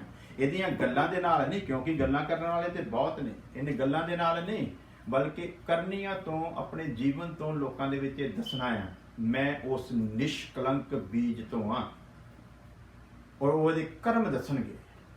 ਅੱਜ ਬਹੁਤ ਸਾਰੇ ਲੋਕ ਹੈ ਦਿਖਾਵੇ ਦੇ ਜੀਵਨ ਦੇ ਵਿੱਚ ਬਹੁਤ ਧਰਮੀ ਲੱਗਣਗੇ, ਲੇਕਿਨ ਜਿੱਥੇ ਸਿੱਧ ਕਰਨ ਦੀ ਵਾਰੀ ਆਉਂਦੀ ਹੈ ਉੱਥੇ ਹਵਾ ਨਿਕਲ ਜਾਂਦੀ ਹੈ। ਸੋ ਪਿਆਰੇ ਅਜੀਜ਼ੋ, ਦੂਸਰਾ ਪੁਆਇੰਟ, ਸਰੀਰ ਦੇ ਲਈ ਮਰ ਗਿਆ। ਹੁਣ ਇਹ ਇਨਸਾਨ ਆਪਣੇ ਸਰੀਰ ਦੇ ਨਾਲ ਮੁਹੱਬਤ ਨਹੀਂ ਕਰ ਸਕਦਾ। ਹੁਣ ਇਹ ਸਰੀਰ ਦੀ ਕਿਸੇ ਵੀ ਖੁਆਇਸ਼ ਨੂੰ ਪੂਰਾ ਕਰਨ ਦੇ ਲਈ ਕੁਝ ਵੀ ਐਸਾ ਯਤਨ ਨਹੀਂ ਕਰੇਗਾ। ਹੁਣ ਇਸ ਸਰੀਰ ਨੂੰ ਸਜਾਉਣ ਦੇ ਲਈ, ਇਸ ਸਰੀਰ ਨੂੰ ਦਿਖਾਉਣ ਦੇ ਲਈ ਕੋਈ ਵੀ ਕਰਮ ਨਹੀਂ ਕਰੇਗਾ। ਕਿਉਂ? ਕਿਉਂਕਿ ਜਿਹੜਾ ਦਿਖਾਉਣ ਵਾਲਾ ਸੀ ਨਾ, ਉਹ ਮਰ ਗਿਆ ਹੈ। ਜਿਹੜਾ ਦਿਖਾਵੇ ਕਰਦਾ ਸੀ ਨਾ, ਸੋਨੇ ਦੀਆਂ ਅੰਗੂਠੀਆਂ ਪਾ ਪਾ ਕੇ, ਉਹ ਮਰ ਗਿਆ ਹੈ। ਉਹਨੂੰ ਅੰਗੂਠੀਆਂ ਪਾਉਣ ਦਾ ਸ਼ੌਕ ਕਾਹਦੇ ਲਈ ਸੀਗਾ? ਕਿ ਲੋਕਾਂ ਨੂੰ ਮੈਂ ਦਿਖਾਵਾਂ ਕਿ ਮੈਂ ਬੜਾ ਧਨਵਾਨ ਹੈ ਤੇ ਮੇਰੇ ਕੋਲ ਬਹੁਤ ਕੁਛ ਹੈ। ਔਰ ਇਹ ਮੈਂ ਲੋਕਾਂ ਦੀ ਗੱਲ ਨਹੀਂ ਕਰਦਾ, ਮੇਰਾ ਆਪਣਾ ਜੀਵਨ ਵੀ ਐਸਾ ਹੀ ਸੀ। ਔਰ ਮੈਂ ਆਪਣੇ ਤਕਰੀਬਨ ਸਿਰਫ ਅੰਗੂਠਾ ਹੀ ਛੱਡਿਆ ਸੀ, ਤੇ ਬਾਕੀ ਚਾਰੇ ਉਂਗਲਾਂ ਦੇ ਵਿੱਚ ਹੀ ਸੋਨੇ ਦੀਆਂ ਗਿੰਨੀ ਵਾਲੀਆਂ ਜਿਹੜੀਆਂ ਅੰਗੂਠੀਆਂ ਪਾਉਂਦਾ ਹੁੰਦਾ ਸੀ, ਤਾਂ ਕਿ ਲੋਕਾਂ ਦੇ ਵਿੱਚ ਮੈਂ ਲੱਗਾ ਕਿ ਮੈਂ ਬਹੁਤ ਜ਼ਿਆਦਾ ਅਮੀਰ ਹਾਂ। ਮੈਂ ਵੀ ਫਿਲਮਾਂ ਵਾਂਗੂ, ਜਿਵੇਂ ਸੰਜੇ ਦੱਤ ਹੁਣੀ ਉਹ ਕਹਿੰਦੇ ਨਾ 50 ਤੋਲਾ, ਉਦਾਂ ਦੇ ਮੰਮੀ ਚੈਨੀਆਂ ਬਣਾ ਕੇ ਵੱਡੀਆਂ ਗੱਲ ਦੇ ਵਿੱਚ ਪਾਉਂਦਾ ਸੀ, ਲੋਕਾਂ ਨੂੰ ਲੱਗੇ ਕਿ ਮੈਂ ਬੜਾ ਠੀਕ ਠਾਕ ਆ। ਉਹ ਜਿਹੜਾ ਇਹੋ ਜਿਹੀਆਂ ਖੁਆਇਸ਼ਾਂ ਰੱਖਦਾ ਸੀ ਨਾ, ਉਹ ਇੱਥੇ ਆ ਕੇ ਮਰ ਗਿਆ। ਉਹ ਕਿੱਥੇ ਆ ਕੇ ਮਰਿਆ? ਸਰੀਰ ਦੇ ਲਈ ਉਹ ਮਰ ਗਿਆ। ਉਹ ਸਰੀਰਕ ਦਿਖਾਵਾ ਕਰਨ ਵਾਲਾ ਅਗਰ ਬਪਤਿਸਮਾ ਲੈਣ ਤੋਂ ਬਾਅਦ ਵੀ ਜਿਉਂਦਾ ਆ ਤੇ ਫਿਰ ਸਮਝ ਲਓ ਉਹਦਾ ਬਪਤਿਸਮਾ ਨਹੀਂ ਹੋਇਆ, ਨਹਾਤਾ ਆ। ਉਹ ਸਿਰਫ ਨਹਾ ਕੇ ਆਇਆ, ਪਾਣੀ ਦੇ ਵਿੱਚ ਡੁੱਬਕੀ ਲਾ ਕੇ ਆਇਆ, ਇਸ ਤੋਂ ਅੱਗੇ ਕੁਝ ਕੀਤਾ ਨਹੀਂ। ਸੋ ਮੇਰਾ ਅੱਜ ਇਹ ਵਿਚਾਰ ਨਹੀਂ ਸੀ ਮੈਂ ਇਸ ਪ੍ਰੋਗਰਾਮ ਨੂੰ ਜ਼ਿਆਦਾ ਲੰਬਾ ਕਰਾਂ, ਕਿਉਂਕਿ ਉਹਦਾ ਕਾਰਨ ਕੀ ਸੀਗਾ ਕਿ ਇਸ ਵਕਤ ਇੰਡੀਆ ਦੇ ਵਿੱਚ ਸੰਡੇ ਆ ਔਰ ਹਰ ਜਗ੍ਹਾ ਦੇ ਉੱਤੇ ਇਹ ਪ੍ਰਚਾਰ ਹੋ ਰਿਹਾ ਹੋਣਾ ਆ ਔਰ ਲੋਕ ਆਪਣੇ ਆਪਣੇ ਜਿੱਥੇ ਜਿੱਥੇ ਸੰਗਤ ਖੁਦਾ ਨੇ ਉਹਨਾਂ ਲਈ ਠਹਿਰਾਈ ਆ ਉੱਥੇ ਉੱਥੇ ਬਿਜੀ ਹੋਣੇ ਆ। ਔਰ ਇਸ ਲਈ ਮੈਂ ਚਾਹੁੰਦਾ ਸੀਗਾ ਕਿ ਲੋਕ ਜਿੱਥੇ ਜਿੱਥੇ ਸੁਣਦੇ ਆ ਉੱਥੇ ਉੱਥੇ ਸੁਣਨ। ਸੋ ਮੈਂ ਇਹਨੂੰ ਜ਼ਿਆਦਾ ਲੰਬਾ ਨਹੀਂ ਸੀ ਲੈ ਕੇ ਜਾਣਾ ਚਾਹੁੰਦਾ, ਲੇਕਿਨ ਇਹ ਮੇਰੇ ਲਈ ਖੁਸ਼ੀ ਦੀ ਗੱਲ ਸੀ ਕਿ ਬੜੇ ਦਿਨਾਂ ਤੋਂ ਵਾਈਫਾਈ ਦੀ ਵਜ੍ਹਾ ਕਰਕੇ ਮੈਂ ਆਨਲਾਈਨ ਨਹੀਂ ਸੀ ਹੋ ਸਕਿਆ ਔਰ ਤੁਹਾਡੇ ਨਾਲ ਰੂਬਰੂ ਹੋ ਕੇ ਖੁਦਾ ਦੇ ਵਚਨ ਨੂੰ ਸਾਂਝਾ ਨਹੀਂ ਕਰ ਸਕਿਆ ਸੀ। ਇਸ ਕਰਕੇ ਮੈਂ ਇਸ ਥੋੜੇ ਜਿਹੇ ਵਿਸ਼ੇ ਨੂੰ ਸਿਰਫ ਤੁਹਾਡੇ ਨਾਲ ਟੱਚ ਕਰਾਉਣ ਦਾ ਮਨ ਬਣਾਇਆ ਸੀ ਕਿ ਤੁਸੀਂ ਥੋੜਾ ਜਿਹਾ ਤੁਹਾਨੂੰ ਇਹ ਵੀ ਮੈਸੇਜ ਮਿਲ ਜਾਏ ਇਹਦੇ ਥਰੂ ਕਿ ਵਾਈਫਾਈ ਦੀ ਸਮੱਸਿਆ ਜਿਹੜੀ ਉਹ ਹੱਲ ਹੋ ਗਈ ਹੈ। ਸੋ ਪਿਆਰੇ ਅਜੀਜ਼ੋ, ਯਾਦ ਰੱਖਣਾ ਇਹ ਪਾਪ ਦੇ ਲਈ ਮਰ ਗਿਆ ਹੈ, ਹੁਣ ਇਹ ਪਾਪ ਕਰ ਹੀ ਨਹੀਂ ਸਕਦਾ। ਹਾਂ, ਐਸੀ ਗੱਲ ਨਹੀਂ ਕਿ ਉਹ ਪਾਪ ਹੋ ਹੀ ਨਹੀਂ ਸਕਦਾ। ਸ਼ਬਦ ਨੂੰ ਸਮਝਣਾ, ਇਹ ਪਾਪ ਕਰ ਹੀ ਨਹੀਂ ਸਕਦਾ। ਪਾਪ ਹੋ ਸਕਦਾ ਹੈ ਪਰ ਪਾਪ ਕਰ ਨਹੀਂ ਸਕਦਾ। ਹੋ ਸਕਦਾ ਹੈ ਤੇ ਕਰਨ ਦੇ ਵਿੱਚ ਬੜਾ ਫਰਕ ਹੈ। ਹੁਣ ਇਹ ਜਿਹੜਾ ਹੋ ਸਕਦਾ ਹੈ ਇਹ ਉਹ ਪਾਪ ਐਸਾ ਕਰ ਸਕਦਾ ਹੈ ਜਿਹਦੇ ਬਾਰੇ ਇਹਨੂੰ ਗਿਆਨ ਹੀ ਨਾ ਹੋਵੇ ਕਿ ਇਹ ਵੀ ਪਾਪ ਹੈ। ਉਹ ਪਾਪ ਜਿਹਦੇ ਬਾਰੇ ਇਹਨੂੰ ਉਹਦੀ ਬਰੀਕੀ ਦਾ ਪਤਾ ਹੀ ਨਾ ਹੋਵੇ, ਐਸਾ ਪਾਪ ਇਹ ਕਰ ਸਕਦਾ ਹੈ। ਐਸਾ ਪਾਪ ਕੋ ਕਰ ਸਕਦਾ, ਸ਼ਬਦ ਮੇਰੇ ਮੂੰਹ ਚੋਂ ਨਿਕਲਿਆ, ਐਸਾ ਪਾਪ ਕੋ ਹੋ ਸਕਦਾ ਹੈ ਕਿਉਂਕਿ ਇਹਨੂੰ ਉਹਦੀ ਗਹਿਰਾਈ ਦਾ, ਉਹਦੀ ਗੰਭੀਰਤਾ ਦਾ ਪਤਾ ਨਹੀਂ ਹੈ। ਲੇਕਿਨ ਜਦੋਂ ਕੋਈ ਖੁਦਾ ਦਾ ਅਭਿਸ਼ਿਕਤ ਦਾਸ ਇਹਨੂੰ ਆ ਕੇ ਦੱਸੇਗਾ ਕਿ ਉਸ ਪਾਪ ਦੀ ਗੰਭੀਰਤਾ ਕੀ ਹੈ, ਜਦੋਂ ਇਹਨੂੰ ਉਹਦਾ ਪਤਾ ਲੱਗ ਗਿਆ ਫਿਰ ਇਹ ਉਹ ਵੀ ਪਾਪ ਦੁਬਾਰਾ ਨਹੀਂ ਕਰੂਗਾ। ਇਹਦੀ ਪਹਿਚਾਣ ਹੈ, ਇਹ ਜਿਹੜਾ ਪਾਪ ਦੇ ਲਈ ਮਰ ਗਿਆ ਨਾ, ਇਹਦੀ ਪਹਿਚਾਣ ਹੈ, ਇਹ ਉਹ ਦੁਬਾਰਾ ਪਾਪ ਨਹੀਂ ਕਰ ਸਕਦਾ ਫਿਰ। ਔਰ ਇੱਕ ਹੋ ਸਕਦਾ ਹੈ ਯਾਨੀ ਕਿ ਉਹ ਜਿਹਦੇ ਬਾਰੇ ਇਹਨੂੰ ਜਾਣਕਾਰੀ ਨਹੀਂ ਹੈ, ਲੇਕਿਨ ਜਿੱਦਣ ਇਹਨੂੰ ਪਤਾ ਲੱਗ ਗਿਆ ਕਿ ਇਹ ਵੀ ਪਾਪ ਸੀਗਾ, ਉਦਣ ਹੀ ਗੋਡਿਆਂ ਤੇ ਬੈਠੇਗਾ। ਇਹਦੀ ਪਹਿਚਾਣ ਹੀ ਹੈ, ਉਸੇ ਵਕਤ ਗੋਡਿਆਂ ਤੇ ਬੈਠੇਗਾ, ਪ੍ਰਭੂ ਮੇਰੇ ਕੋਲੋਂ ਇਹ ਹੋ ਕਾਹਦੇ ਲਈ ਗਿਆ ਹੈ, ਮੈਂ ਇਹਦਾ ਕਰ ਕਿੱਦਾਂ ਗਿਆ ਆ। ਔਰ ਜਦੋਂ ਇਹ ਇਹੋ ਜਿਹੀ ਜਜ਼ਬੇ ਨੂੰ ਲੈ ਕੇ ਪ੍ਰਭੂ ਦੀ ਹਜ਼ੂਰੀ ਦੇ ਵਿੱਚ ਬੈਠੂਗਾ, ਕਦਮਾਂ ਵਿੱਚ ਬੈਠੂਗਾ, ਉਦੋਂ ਫਿਰ ਪ੍ਰਭੂ ਯਿਸੂ ਮਸੀਹ ਦੇ ਵਚਨ ਦੇ ਅਨੁਸਾਰ ਉਹ ਵਚਨ ਪੂਰਾ ਹੋਵੇਗਾ ਕਿ ਇੱਕ ਸਿਫਾਰਿਸ਼ ਕਰਨ ਵਾਲਾ ਪਿਤਾ ਦੇ ਕੋਲ ਆ, ਜਿਹੜਾ ਸਾਡੇ ਦੁਆਰਾ ਅਣਜਾਣੇ ਦੇ ਵਿੱਚ ਕੀਤੇ ਗਏ ਗੁਨਾਹਾਂ ਗਲਤੀਆਂ ਦੀ ਸਿਫਾਰਿਸ਼ ਕਰਦਾ ਹੈ। ਉਹ ਸਿਫਾਰਿਸ਼ ਕਿਉਂ ਕਰਦਾ ਹੈ? ਪਾਪੀਆਂ ਦੀ ਸਿਫਾਰਿਸ਼ ਨਹੀਂ ਕਰਦਾ ਹੋਵੇ, ਇਹ ਯਾਦ ਰੱਖਣਾ। ਉਹ ਪਾਪੀਆਂ ਨੂੰ ਬਚਾਉਣ ਦੇ ਲਈ ਆਇਆ ਆ, ਲੇਕਿਨ ਪਾਪ ਤੋਂ ਨਫ਼ਰਤ ਕਰਦਾ ਆ। ਅਸੀਂ ਪਾਪ ਕਰੀਏ ਤੇ ਉਹ ਸਾਡੀ ਸਿਫਾਰਿਸ਼ ਕਰੇ, ਇਦਾਂ ਦਾ ਨਹੀਂ ਆ। ਉਹ ਜਿਹੜੀ ਅਣਜਾਣੇ ਦੇ ਵਿੱਚ ਸਾਡੇ ਕੋਲ ਪਾਪ ਹੋ ਜਾਂਦਾ ਆ, ਉਹਦੀ ਸਿਫਾਰਿਸ਼ ਕਰਦਾ ਆ। ਪਿਤਾ ਇਹਨੂੰ ਪਤਾ ਨਹੀਂ ਸੀ, ਜਿਵੇਂ ਉਹਨੇ ਸਲੀਬ ਦੇ ਉੱਤੇ ਲਟਕੇ ਹੋਏ ਨੇ ਕਿਹਾ ਸੀ, ਇਹ ਬਾਪ ਇਹਨਾਂ ਨੂੰ ਮਾਫ ਕਰ ਕਿਉਂਕਿ ਇਹ ਜਾਣਦੇ ਨਹੀਂ ਕੀ ਕਰਦੇ ਆ। ਔਰ ਇਹ 100% ਗਰੰਟੀ ਹੈ ਇਸ ਵਚਨ ਦੀ ਬਹੁਤ ਜ਼ਿਆਦਾ ਗੰਭੀਰਤਾ। ਆਉਣ ਵਾਲੇ ਸਮੇਂ ਵਿੱਚ ਅਗਰ ਵਚਨ ਖੁਦਾ ਨੇ ਸੁਣਾਉਣ ਦਾ ਮੌਕਾ ਦਿੱਤਾ ਤੇ ਇਸ ਵਚਨ ਨੂੰ ਇਕੱਲੇ ਨੇ ਲੈ ਕੇ ਚੱਲਾਂਗੇ ਕਿ ਇਹ ਗੱਲ ਕਹਿਣ ਦੇ ਪਿੱਛੇ ਪ੍ਰਭੂ ਯਿਸੂ ਮਸੀਹ ਦਾ ਮਕਸਦ ਕੀ ਸੀਗਾ। ਇਹ ਪਿਤਾ ਇਹਨਾਂ ਨੂੰ ਮਾਫ ਕਰ ਕਿਉਂਕਿ ਜਾਣਦੇ ਨਹੀਂ ਕੀ ਕਰਦੇ ਆ। ਇਹਦਾ ਮਤਲਬ ਕੀ ਹੈ ਭਲਾ? ਅਸੀਂ ਸੋਚਦੇ ਯਹੂਦੀਆਂ ਨੇ ਯਿਸੂ ਮਸੀਹ ਨੂੰ ਸਲੀਬ ਤੇ ਲਟਕਾਇਆ। ਵਚਨ ਵੀ ਦੱਸਦਾ ਕਿ ਉਹਨਾਂ ਦੇ ਦੁਆਰਾ ਇਹ ਸਭ ਕੁਝ ਹੋਇਆ। ਉਸ ਵਕਤ ਰੋਮੀਆਂ ਦੀ ਸਰਕਾਰ ਸੀਗੀ, ਉਹਨਾਂ ਦੀ ਹੈਲਪ ਦੇ ਨਾਲ ਇਹ ਸਭ ਕੁਝ ਉਹਨਾਂ ਨੇ ਕੀਤਾ ਔਰ ਵਚਨ ਪੂਰਾ ਹੋਇਆ। ਗੈਰ ਕੌਮਾਂ ਦੇ ਹਵਾਲੇ ਕੀਤਾ ਜਾਵੇਗਾ ਜਿਵੇਂ ਕਿ ਰੋਮੀਆਂ ਦੇ ਹਵਾਲੇ ਕੀਤਾ ਗਿਆ। ਸੋ ਪਿਆਰੇ ਅਜੀਜ਼ੋ, ਇੱਕ ਗੱਲ ਯਾਦ ਰੱਖਣਾ, ਵਚਨ ਦੇ ਵਿੱਚ ਜਦੋਂ ਪ੍ਰਭੂ ਯਿਸੂ ਮਸੀਹ ਕਹਿ ਰਿਹਾ ਤੇ ਫਿਰ ਉਸ ਗੱਲ ਦੇ ਉੱਤੇ ਕੋਈ ਚੈਲੰਜ ਨਹੀਂ ਕਹਿੰਦਾ ਹੈ ਬਾਪ ਇਹਨਾਂ ਨੂੰ ਮਾਫ ਕਰ ਕਿਉਂਕਿ ਜਾਣਦੇ ਨਹੀਂ ਕੀ ਕਰ ਰਹੇ ਆ। ਸੋ ਹੁਣ ਕਿਹੜੇ ਪਾਪਾਂ ਦੀ ਮਾਫੀ ਦੇ ਲਈ ਭਲਾ ਪ੍ਰਭੂ ਯਿਸੂ ਮਸੀਹ ਕਹਿ ਰਿਹਾ ਹੈ? ਉਹ ਜਾਣਦੇ ਨਹੀਂ ਆ। ਔਰ ਯਾਦ ਰੱਖੋ, ਅਗਰ ਉਹ ਜਾਣਦੇ ਹੁੰਦੇ ਕਿ ਇਹ ਉਹੀ ਮਸਾਇਆ ਆ ਜਿਹੜਾ ਆਉਣ ਵਾਲਾ ਸੀ ਤੇ ਕਿਸੇ ਵੀ ਕੀਮਤ ਦੇ ਉੱਤੇ ਉਹ ਯਿਸੂ ਮਸੀਹ ਨੂੰ ਸਲੀਬ ਉੱਤੇ ਭਾਵੇਂ ਆਪ ਲਟਕ ਜਾਂਦੇ, ਪਰ ਯਿਸੂ ਮਸੀਹ ਨੂੰ ਨਾ ਲਟਕਣ ਦਿੰਦੇ ਅਗਿਆਨਤਾ ਦੇ ਵਿੱਚ। ਉਸੇ ਤਰ੍ਹਾਂ ਪ੍ਰਭੂ ਯਿਸੂ ਮਸੀਹ ਸਾਡੇ ਉਹਨਾਂ ਪਾਪਾਂ ਦੀ ਸਿਫਾਰਿਸ਼ ਕਰਦਾ ਆ ਜਿਹੜੇ ਅਣਜਾਣੇ ਦੇ ਵਿੱਚ ਹੋਣ, ਜਿਨ੍ਹਾਂ ਦੇ ਬਾਰੇ ਸਾਨੂੰ ਪਤਾ ਹੀ ਨਾ ਹੋਵੇ, ਜਿਨ੍ਹਾਂ ਦੀ ਗੰਭੀਰਤਾ ਦੇ ਬਾਰੇ ਸਾਨੂੰ ਗਿਆਨ ਹੀ ਨਾ ਹੋਵੇ। ਉਹ ਪਾਪਾਂ ਦੀ ਸਿਫਾਰਿਸ਼ ਹੁੰਦੀ ਆ। ਔਰ ਉਹ ਪਾਪਾਂ ਦੀ ਸਿਫਾਰਿਸ਼ ਕਦੋਂ ਹੁੰਦੀ ਆ? ਜਦੋਂ ਅਸੀਂ ਉਸ ਪਾਪ ਦੀ ਗੰਭੀਰਤਾ ਨੂੰ ਸਮਝ ਕੇ ਮਾਫੀ ਮੰਗਦੇ ਹਾਂ। ਤੇ ਜੇ ਉਸ ਪਾਪ ਦੀ ਗੰਭੀਰਤਾ ਨੂੰ ਸਮਝ ਕੇ ਅਸੀਂ ਮਾਫੀ ਨਾ ਮੰਗੀਏ, ਅੜ ਜਾਈਏ, ਤੇ ਫਿਰ ਸਮਝ ਲਓ ਇਸ ਦੌੜ ਦੇ ਵਿੱਚੋਂ ਅਸੀਂ ਨਿਕਲ ਚੁੱਕੇ ਹਾਂ।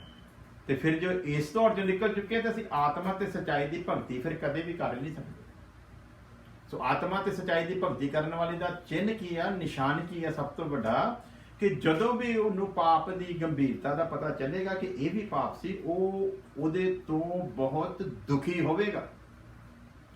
ਦੁਖੀ ਕਿਉਂ ਹੋਵੇਗਾ? ਉਹਦੇ ਅੰਦਰ ਨਿਸ਼ਕਲੰਕ ਬੀਜ ਹੈ। ਔਰ ਦੁਖੀ ਕਾਹਦੇ ਲਈ ਹੁੰਦਾ ਆ? ਨਿਸ਼ਕਲੰਕ ਬੀਜ ਨੂੰ ਮੈਂ ਕਲੰਕਿਤ ਕੀਤਾ ਹੈ। ਮੈਂ ਪ੍ਰਭੂ ਯਿਸੂ ਮਸੀਹ ਨੂੰ ਦੁਬਾਰਾ ਸਲੀਬ ਦੇ ਉੱਤੇ ਲਟਕਾਇਆ ਹੈ। ਅਗਿਆਨਤਾ ਦੇ ਵਿੱਚ ਕੀਤੇ ਗਏ ਪਾਪ ਦੇ ਲਈ ਵੀ ਉਹਦੇ ਅੰਦਰ ਇਹੋ ਜਿਹਾ ਜਜ਼ਬਾ ਹੋਊਗਾ, ਇਹ ਉਹਦੀ ਨਿਸ਼ਾਨੀ ਹੋਵੇਗੀ। ਲੇਕਿਨ ਅੱਜ ਤੇ ਜਜ਼ਬਾ ਇਦਾਂ ਦਾ ਕਿ ਪਾਪ ਦੇ ਉੱਤੇ ਪਰਦਾ ਪਾਉਣ ਦੇ ਲਈ ਅਸੀਂ ਯਤਨ ਪੂਰਾ ਕਰ ਦਿੰਦੇ ਹਾਂ।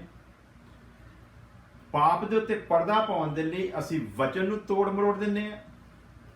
ਪਾਪ ਦੇ ਉੱਤੇ ਪਰਦਾ ਤੇ ਆਪਣੇ ਆਪ ਨੂੰ ਸੱਚਾ ਸਿੱਧ ਕਰਨ ਦੇ ਲਈ ਕਈ ਵਾਰੀ ਅਸੀਂ ਮਸੀਹ ਯਿਸੂ ਮਸੀਹ ਦੇ ਉੱਤੇ ਵੀ ਉਂਗਲੀ ਚੁੱਕ ਦਿੰਦੇ ਹਾਂ। ਜਿਵੇਂ ਪਿਛਲੇ ਦਿਨ ਦੱਸਿਆ ਸੀ ਕਿ ਵਿਲੀਅਮ ਬਰਨਾਮ ਬਾਰੇ ਮੇਰੀ ਗੱਲ ਹੋ ਰਹੀ ਸੀ ਕਿਸੇ ਅਜੀਜ਼ ਦੇ ਨਾਲ, ਵੀ ਉਹ ਐਕਸੀਡੈਂਟ ਦੇ ਵਿੱਚ ਉਹਦੀ ਮੌਤ ਹੋ ਗਈ। ਐਕਸੀਡੈਂਟ ਵੀ ਸ਼ਰਾਬੀ ਦੀ ਕਾਰ ਦੇ ਨਾਲ ਹੋਇਆ, ਸ਼ਰਾਬੀ ਨੇ ਲਿਆ ਕੇ ਕਾਰ ਠੋਕੀ। ਫਿਰ ਮੈਂ ਦੱਸਿਆ ਕਰਜ਼ੇ ਦੇ ਵਿੱਚ ਮਰਿਆ। ਅੱਜ ਵੀ ਗਵਰਨਮੈਂਟ ਦੇ ਖਾਤੇ ਦੇ ਵਿੱਚ ਉਹਦੇ ਨਾਲ ਤੇ ਕਰਜ਼ਾ ਬੋਲਦਾ ਹੈ। ਵਚਨ ਦੇ ਮੁਤਾਬਿਕ ਅਗਰ ਕੋਈ ਕਰਜ਼ਦਾਰ ਆ ਤੇ ਮਰ ਗਿਆ, ਕਦੇ ਵੀ ਸੜਕ ਦੇ ਵਿੱਚ ਜਾ ਨਹੀਂ ਸਕਦਾ, ਕਿਸੇ ਵੀ ਕੀਮਤ ਦੇ ਉੱਤੇ ਨਹੀਂ ਜਾ ਸਕਦਾ। ਤੇ ਤੁਸੀਂ ਹੁਣ ਮੈਂ ਕਿਹਾ ਹਿਸਾਬ ਲਾਓ ਵੀ ਅਗਰ ਵਿਲੀਅਮ ਬਰਨਾਹਮ ਨੂੰ ਤੁਸੀਂ ਕਹਿੰਦੇ ਹੋ ਕਿ ਐਡਾ ਮਹਾਨ ਆਉਣ ਵਾਲਾ ਨਬੀ ਸੀਗਾ, ਤੇ ਫਿਰ ਉਹਦੀ ਇਹ ਦੁਰਗਤਾ ਕਿਉਂ ਹੋਈ? ਜਦ ਕਿ ਜਿਹੜਾ ਏਲੀਜਾ ਤੁਸੀਂ ਉਹਨੂੰ ਬਣਾ ਰਹੇ ਹੋ, ਉਹ ਏਲੀਜਾ ਨੂੰ ਤੇ ਜਿੰਨੀ ਸ਼ਾਨ ਦੇ ਨਾਲ ਖੁਦਾ ਲੈ ਕੇ ਗਿਆ ਆ, ਉਨੀ ਸ਼ਾਨ ਦੇ ਨਾਲ ਤੇ ਕਿਸੇ ਨਬੀ ਨੂੰ ਕਿਤੇ ਵੀ ਨਬੀ ਦੇ ਨਾਲ ਉਨੀ ਸ਼ਾਨ ਦੇ ਨਾਲ ਉਹਨੂੰ ਨਹੀਂ ਖੁਦਾਵੰਦ ਲੈ ਕੇ ਗਿਆ ਜਿਵੇਂ ਉਹਨੂੰ ਲੈ ਕੇ ਗਿਆ। ਸੋ ਪਿਆਰੇ ਜੀ, ਉਹਦਾ ਜਵਾਬ ਕੀ ਦੇ ਰਿਹਾ ਸੀਗਾ? ਕਹਿੰਦੇ ਜੀ ਇਹ ਤੁਸੀਂ ਕੀ ਗੱਲ ਕਰ ਰਹੇ ਹੋ? ਵਿਲੀਅਮ ਬਰਨਾਹਮ ਨੇ ਕਰਜ਼ਾ ਕਾਹਦੇ ਲਈ ਫੜਨਾ ਸੀ? ਅਸੀਂ ਤਾਂ ਨਹੀਂ ਕਹਿ ਰਹੇ, ਸਰਕਾਰ ਕਹਿ ਰਹੀ। ਅਸੀਂ ਇੱਥੇ ਅਮਰੀਕਾ ਜਿਹੜੇ ਨੇ, ਅਮਰੀਕਾ ਦਾ ਸਰਕਾਰ ਕਹਿ ਰਹੀ, ਇੱਥੇ ਦੀ ਗਵਰਨਮੈਂਟ ਦੱਸ ਰਹੀ ਆ, ਇੱਥੇ ਦੀਆਂ ਬੈਂਕਾਂ ਦੱਸ ਰਹੀਆਂ ਉਹਦੇ ਸਿਰ ਲੋਨ ਸੀਗਾ। ਅਸੀਂ ਥੋੜੀ ਕਹਿ ਰਹੇ ਹਾਂ। ਜੇ ਅਸੀਂ ਕਹੀਏ ਫਿਰ ਤੇ ਹੋ ਗਿਆ ਦੋਸ਼। ਦੂਸਰਾ ਹੈਗਾ ਵੀ ਉਹ ਜੱਗ ਜ਼ਾਹਰ ਆ ਵੀ ਇੱਕ ਸ਼ਰਾਬੀ ਨੇ ਲਿਆ ਕੇ ਉਹਦੀ ਕਾਰ ਦੇ ਵਿੱਚ ਕਾਰ ਮਾਰੀ ਸੀ। ਅਸੀਂ ਥੋੜੀ ਕਹਿ ਰਹੇ ਹਾਂ, ਇਤਿਹਾਸ ਗਵਾਹ ਹੈ। ਤੇ ਉਹ ਕਹਿੰਦਾ ਜੀ ਵੀ ਉਹ ਕਰਜ਼ਾ ਉਹਨੇ ਆਪਣੇ ਲਈ ਥੋੜੀ ਫੜਿਆ ਸੀ, ਉਹ ਤੇ ਝੌਂਪੜੀ 'ਚ ਰਹਿੰਦਾ ਸੀ। ਤੇ ਅਸੀਂ ਮੰਨ ਲੈਂਦੇ ਝੌਂਪੜੀ 'ਚ ਰਹਿੰਦਾ ਸੀ, ਕੋਈ ਸ਼ੱਕ ਵਾਲੀ ਗੱਲ ਨਹੀਂ। ਮੈਂ ਪਹਿਲਾਂ ਦੱਸਿਆ ਦਿਖਾਵਾ ਕਰਨ ਵਾਲੇ ਬਹੁਤ ਆ। ਮੈਂ ਧਰਮੀ ਦਿਖਾਂ ਇਦਾਂ ਦੇ ਬਹੁਤ ਆ, ਲੇਕਿਨ ਗੱਲ ਤਾਂ ਹੈਗੀ ਉਹਨੂੰ ਸਿੱਧ ਕਰਨਾ ਹੈ। ਤੇ ਸਿੱਧ ਕਰਨ ਦੀ ਜਦੋਂ ਵਾਰੀ ਤੇ ਕੀ ਦੇਖਦੇ ਵੀ ਐਂਡ ਤੇ ਕਰਜ਼ੇ ਦੇ ਵਿੱਚ ਮਰ ਗਿਆ। ਤੇ ਕਹਿੰਦੇ ਜੀ ਨਹੀਂ ਜੀ, ਉਹਨੇ ਆਪਣੇ ਵਾਸਤੇ ਥੋੜੀ ਕਰਜ਼ਾ, ਕਿਸੇ ਦੀ ਜ਼ਰੂਰਤ ਵਾਸਤੇ ਕਰਜ਼ਾ ਫੜਿਆ ਹੋਊਗਾ। ਅਗਰ ਤੂੰ ਨਬੀ ਖੁਦਾ ਦਾ ਹੈਗਾ ਆ ਤੇ ਤੇਰੀਆਂ ਦੋਵਾਂ ਤੇ ਲੋਕਾਂ ਦੇ ਕਰਜ਼ੇ ਉਤਰ ਜਾਣੇ ਚਾਹੀਦੇ, ਤੇ ਤੈਨੂੰ ਕਿਸੇ ਵਾਸਤੇ ਕਰਜ਼ਾ ਫੜਨ ਦੀ ਕੀ ਜ਼ਰੂਰਤ ਆ? ਦੂਸਰੀ ਗੱਲ ਕੀ ਕਰਦੇ ਆ? ਕਹਿੰਦੇ ਜੀ ਜੇ ਦਰਦਨਾਕ ਮੌਤ ਦੀ ਗੱਲ ਕਰਦੇ ਹੋ, ਜੇ ਇਹੋ ਜਿਹੀ ਖਤਰਨਾਕ ਮੌਤ ਦੀ ਗੱਲ ਹੈ, ਤੇ ਯਿਸੂ ਮਸੀਹ ਵੀ ਤੇ ਕਹਿੰਦੇ ਲਾਨਤੀ ਮੌਤ ਮਰਿਆ ਸੀ।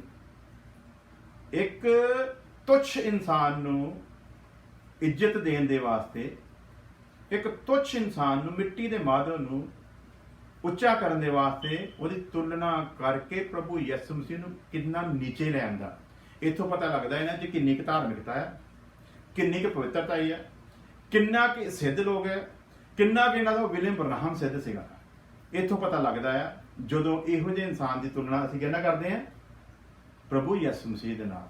ਪ੍ਰਵਚਨ 'ਚ ਲਿਖਿਆ ਤੁਸੀਂ ਮੈਨੂੰ ਕਿਹਦੇ ਤੋਂ ਲੱਖੋਗੇ ਜਾਂ ਮੈਨੂੰ ਕਿਹਦੇ ਵਰਗਾ।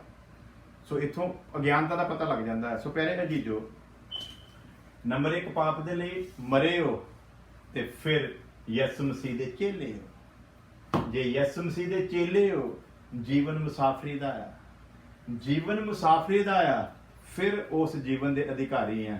ਤੇ ਜੇ ਜੀਵਨ ਮੁਸਾਫਰੀ ਦਾ ਨਹੀਂ ਆ, ਇਸ ਜਹਾਨ ਨੂੰ ਆਪਣਾ ਜਹਾਨ ਸਮਝ ਲਿਆ ਆ, ਫਿਰ ਉਸ ਜਹਾਨ ਦੇ ਕਦੇ ਵਾਰਸ ਨਹੀਂ ਹੋ ਸਕਦੇ। ਇਹ ਗੱਲ ਪੱਲੇ ਬੰਨ ਲਓ। ਸੋ ਦੂਸਰੀ ਗੱਲ ਕੀ ਸੀ? ਸਰੀਰ ਦੇ ਲਈ ਮਰ ਗਿਆ ਆ। ਹੁਣ ਇਹ ਸਰੀਰ ਦੀਆਂ ਚਾਹਤਾਂ ਨੂੰ ਪੂਰਾ ਨਹੀਂ ਕਰ ਸਕਦਾ। ਮੈਂ ਕਿਸੇ ਨੂੰ ਕਹਿ ਬੈਠਾ, ਮੈਂ ਕਿਹਾ ਜੀ ਤੁਸੀਂ ਮੁੱਦੀ ਕਾਹਲੀ ਨਹੀਂ ਪਾਈ ਹੈ, ਅੰਗੂਠੀ ਕਿਉਂ ਪਾਈ ਹੋਈ ਹੈ? ਕਹਿੰਦਾ ਜੀ ਫਿਰ ਕਿਉਂ ਹੈ? ਦੱਸੋ ਕਿੱਥੇ ਲਿਖਿਆ ਵਚਨ ਦੇ ਵਿੱਚ ਅੰਗੂਠੀ ਨਹੀਂ ਪਾ ਸਕਦੇ? ਸੋ ਵਚਨ ਦੇ ਵਿੱਚੋਂ ਦੱਸੋ ਇਹਨਾਂ ਨੂੰ। ਤੇ ਮੈਂ ਉਹਨੂੰ ਉਦਾਹਰਨ ਦੇ ਰਿਹਾ ਹਾਂ ਵੀ ਪਾਪ ਦੇ ਲਈ ਤੂੰ ਮਰ ਗਿਆ ਸੀਗਾ, ਸਰੀਰ ਦੇ ਲਈ ਤੂੰ ਮਰ ਗਿਆ। ਤੇਰਾ ਜਿਹੜਾ ਸਰੀਰ ਸੀਗਾ ਉਹਨੇ ਤੂੰ ਯਿਸੂ ਮਸੀਹ ਦੀ ਸਮਾਨਤਾ ਵਿੱਚ ਦਫਨ ਕਰ ਦਿੱਤਾ। ਤੇ ਮੈਂ ਉਦਾਹਰਨ ਦੇ ਤੌਰ ਤੇ ਸਮਝਾਉਣ ਦੀ ਕੋਸ਼ਿਸ਼ ਕੀਤੀ। ਮੈਂ ਕਿਹਾ ਮੁਰਦੇ ਬੰਦੇ ਨੂੰ ਕਦੀ ਅੰਗੂਠੀ ਪਾਈ ਦੇਖੀ? ਜਦੋਂ ਮਰ ਜਾਂਦਾ ਉਹ ਤੇ ਲਾ ਲੂ ਲੈਂਦੇ ਸਾਰਾ ਕੁਝ, ਤੇ ਤੂੰ ਤੇ ਇਸ ਜਹਾਨ ਦੇ ਲਈ ਮਰ ਗਿਆ। ਤੇ ਕਹਿੰਦੇ ਕੱਪੜੇ ਵੀ ਤੇ ਪਾਈਦੇ ਆ, ਫਿਰ ਉਹ ਵੀ ਗੱਲ ਨਹੀਂ ਪਾਉਣੇ, ਨੰਗੇ ਰਹਿਣਾ ਚਾਹੀਦਾ।